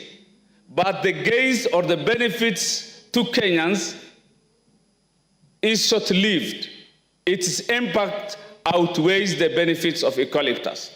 And the best thing about eucalyptus is to do away with it, to remove it from the Kenyan soils. Yes, it has values, but what are the impacts? If it impacts the soils, remember the soil is the anchor of all livelihoods. And when something affects the soils, it is chemical balance, it is dehydration, the power to make sure that all other vegetations are eliminated. That is a dangerous species. That is a dangerous tree to have in Kenya, Mr. Speaker. That aside, eucalyptus has also health effects. Many say it has some medicinal benefit. But if it is inhaled in a diluted form, Mr. Speaker, nasally, through the nose or by the throat, it has serious irritation and respiratory effects on human health. Dangerous consequences. Many may tread that eucalyptus oil is good, but for sure, if you just inhale in a limited amount, it has dangerous consequences on human health in terms of nasal impact, the impact on the throat, and consequently our respiratory system. That which stops you to breathe is a killer tree, Mr. Speaker. It has also effects that cause coma, dizziness, seizure. It's a dangerous plant. It has serious allergic consequences on the human anatomy. So without much ado, and being an environmentalist myself, the cost-benefit analysis of having eucalyptus is such that its impacts outweigh its benefits. It is a tree that takes us towards desertification. It is a tree that will dry up our swamps, our aquatic ecosystems. So, for those who have brought it, just like the other tree that is a menace in Garissa and Baringo counties, it was not well thought. It was rushed. It was brought into this country without serious regard on the impact it has on our environment. Mr. Speaker, all I could say, it is better to have this tree out of our soils, actually eliminate it. I know the gains are short-lived. Growing it over a short period of 2 years and harvesting it for Kenya Power and Lightning to have them as power, that is so minimal. But you can't enumerate the consequences it has on our environment. That which destroys the soil is never a useful thing. This is the destroyer of soils, a dehydrator of soils, one that fights biodiversity. And remember, biodiversity is internationally protected. There is an international instrument. This is a tree that is an enemy to biodiversity. So without much ado, this motion has come at the right time, and I entirely support that eucalyptus should be fought like any other enemy to our economy and our livelihoods. Thank you, Mr. Speaker. The one thing the chair would not shy away from admitting is that every time Senate stands on a matter of environmental, you take us through a very powerful learning process. No wonder you came first class in your environmental class at the university. Thank you very much. I hope the country will use your expertise in this area in many ways. The Honorable Makali Mulu. Yeah, thank you very much, Honorable Speaker. Honorable Speaker, even before I comment on this motion, I really want to join you in appreciating the presentation by the Honorable Member from Wajir North. Listening to him, Honorable Speaker, you confirm that this House has professionals who can articulate issues. Serious, brilliant minds. Serious professionals. So I want to thank him. Actually, I wish he is the person who seconded the motion, because he would have added a lot of value to the debate. But having said that, I want to join other colleagues also to thank Honorable Mayaka for this amendment bill. Honorable Speaker, you and me have been in this house for long, and you are very much aware that it is not easy to get a private member's bill going through this house. Most of our faster time, I has only been here for 2 years. So Mayaka, congratulations. This is a big, big milestone, and I can assure you, if you remain here for long, you'll have many, many bills going through and becoming acts of parliament. So we want to encourage you and thank you for the effort you put into coming up with this amendment. Honorable Speaker, I've listened to the debate, and I want to agree with those who are saying that the eucalyptus tree is a tree which has serious and advanced effects to the environment. But at the same time, there are also some benefits, and I must confirm that, Honorable Speaker, when I was a small boy, my own father did 1 acre of eucalyptus tree. And I remember that time, anytime we are paying school fees, he would cut them, sell, and my fee would be paid. And then within a very short time, it sprouts out and you see other parts of the tree coming up, branches. And over time, even as at today, Honorable Speaker, that small farm has remained with those trees. Actually, we removed them from the farm last year because it made the whole area become very dry. So when people say it has negative effect to the environment, I agree. But we must say, why are people planting this tree? There are economic benefits. People make money out of them. As I said, my father would cut them, get money, and pay our fees. There are those who are saying they do them as a plantation to make money also. There are those who grow them for purposes of firewood.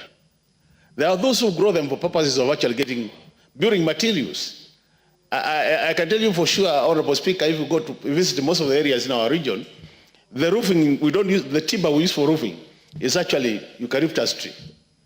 And, you know, I think because of lack of education, many people might not be having an idea whether it makes the area dry. And that's why I want to say that our research institutions like Kefri, they need to come up with other species of trees which can be an alternative, which can make sure that they provide the same benefits in terms of firewood, in terms of income, and in terms of building materials, but they don't then impact negatively on the environment. And this bill becomes very important. This debate is very important. This time we are debating, Honorable Speaker, because of what is happening in the world. You know that we have the COP29, where environmental issues are being discussed. And we are saying, because of some of the things happening around us, we need even these tree covers to make sure that we take care of the carbon in our environment. So at the same time, it can also be a man-making kind of investment. And that's why I agree with those who are saying, Honorable Speaker, because I did watch in the morning part of it, those who are saying that because of the way we have polluted our environment, those who have contributed hugely to that pollution should be able to pay for that pollution. So the issue of financing this issue of climate change should be done. And I got very worried when I saw that those who have contributed hugely to the pollution, like China, India, US, are not in attendance. So, Honorable Speaker, I think really, as a House, we need to support this motion, but encourage our Kefri, because Kefri is the research institute for issues of forestry, to come up with alternative sources of the things I've mentioned. In that case, we'll be helping this country, and we'll also make sure that our farmers then don't suffer. A member of this House, Honorable Speaker, has already reported that with her, she's a farmer. And she has been growing eucalyptus trees to make money. So I'm sure even as you cut those trees or as you avoid planting them, we need to come up with another alternative so that she continues making her money. And if we go that direction, then Honorable Speaker will be able to help this country. So I want to appreciate this amendment, and I'm supporting it. And now I wish that we could fast track so that it comes to a third reading and it becomes law, so that we don't continue complaining about the eucalyptus tree. More sun is planted along our rivers. With those remarks, Honorable Speaker, I support. Karoli Omondi.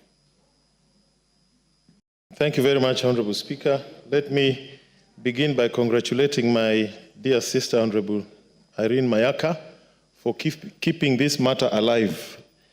I first came across this issue sometime in 1994, when I started drafting the Environmental Management and Coordination Act. It was actually one of those big issues that came up at that time, and we didn't quite deal with it. We thought we left it for regulations, but it's still coming up, and I'm happy it is still alive. Honorable Speaker, the little I know about eucalyptus is that there are 700 or so species of eucalyptus trees, and most of them are large trees, but also they are shrubs. So when you are talking of eucalyptus, you're basically talking about 700 plus species. Each, I think, would be distinct and unique in their botanical characteristics and how they affect or interconnect with other species within the ecosystem. And I think we are mostly talking about the gum trees generally here in this particular debate. Eucalyptus are native to Australia, which shows you some qualities that they have. They can withstand dry climate. And I think there lies the opportunity to have eucalyptus in Kenya. And I think that is one of the reasons why they were brought here as a species. They are not indigenous to Kenya. They are not native. They were actually brought in. And as a plantation tree. And if you look at much of Australia is very dry. And it is the eucalyptus trees that provide much of the vegetation. So as we demonize or as we debate what eucalyptus are, we should also acknowledge the good aspects. Generally, Mr. Speaker, ecosystems are interdependent. Species support fellow species. And eucalyptus, you know, support some insects, support some animals, but also create what we call ecological balance within the ecosystem, the equilibrium amongst species. So we may have issues with it, but we should not wholesalely condemn it or even remove it from the Republic as is being suggested. I think we need to be very clear what it is that we want to do. There is this debate, but it is not conclusive, whether eucalyptus consume a lot of water or drain water aquifers or rivers. I was just looking at some reports online, and one of the leading scholars from KEFRI is saying that eucalyptus only use water during photosynthesis, in other words, to produce wood. There's also a study that confirms that eucalyptus, in terms of producing biomass or wood fuel, it is the most efficient tree. And I think you've had other members also allude to that as a source of wood fuel. So it is important that we ask for further studies. My concern is, if we say we are banning it along rivers without specifying what the riparian is, I think there's a regulation somewhere of 30 meters from the center point of the river on either side. Yeah, that is what the riparian is. Or from the shoreline of the lake, what you call the low tide. But the problem is, what about the water aquifers, which are all interconnected underground and form the sources of rivers? What are we going to do with this? I think we need more study on this. And I think we need a definitive study as a house, or maybe from NEMA. We need an impact assessment report on what eucalyptus are and how they relate with water sources. Otherwise, it's very difficult you can see there's a problem, but you can't put your hands perfectly on it. So I would like to encourage Rene maybe to get us more scientific reference material before we get to the third reading, so that we are better informed. But I am very happy you've kept this issue alive, and I think there's a problem. But I think eucalyptus have a big ecological benefit as well to our country that we also need to be alive to. With those remarks, I would encourage you to get us more scientific data, more scientific reports to read, so that when we say we ban it along rivers, we can know the distances, we can know how far we deal with water aquifers, how far we deal with other sources of water. Thank you, Honorable Speaker.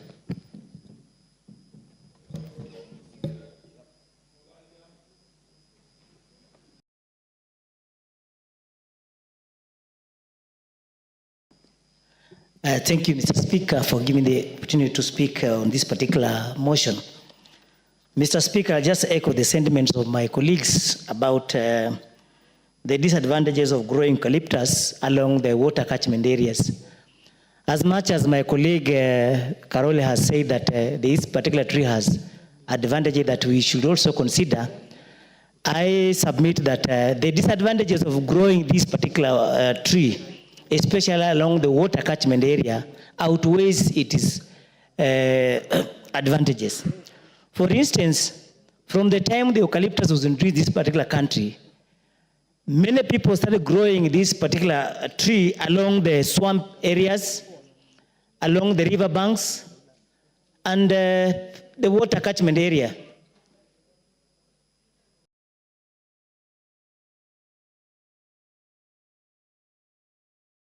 Order, the Honorable MP for Mulanya. Order. The next time this debate resumes, you will have 9 minutes to contribute to the same debate. Under the circumstances, honorable members, the time being 1 p.m., this House stands adjourned until Wednesday, the 13th of November, 2024, at 2:30 p.m.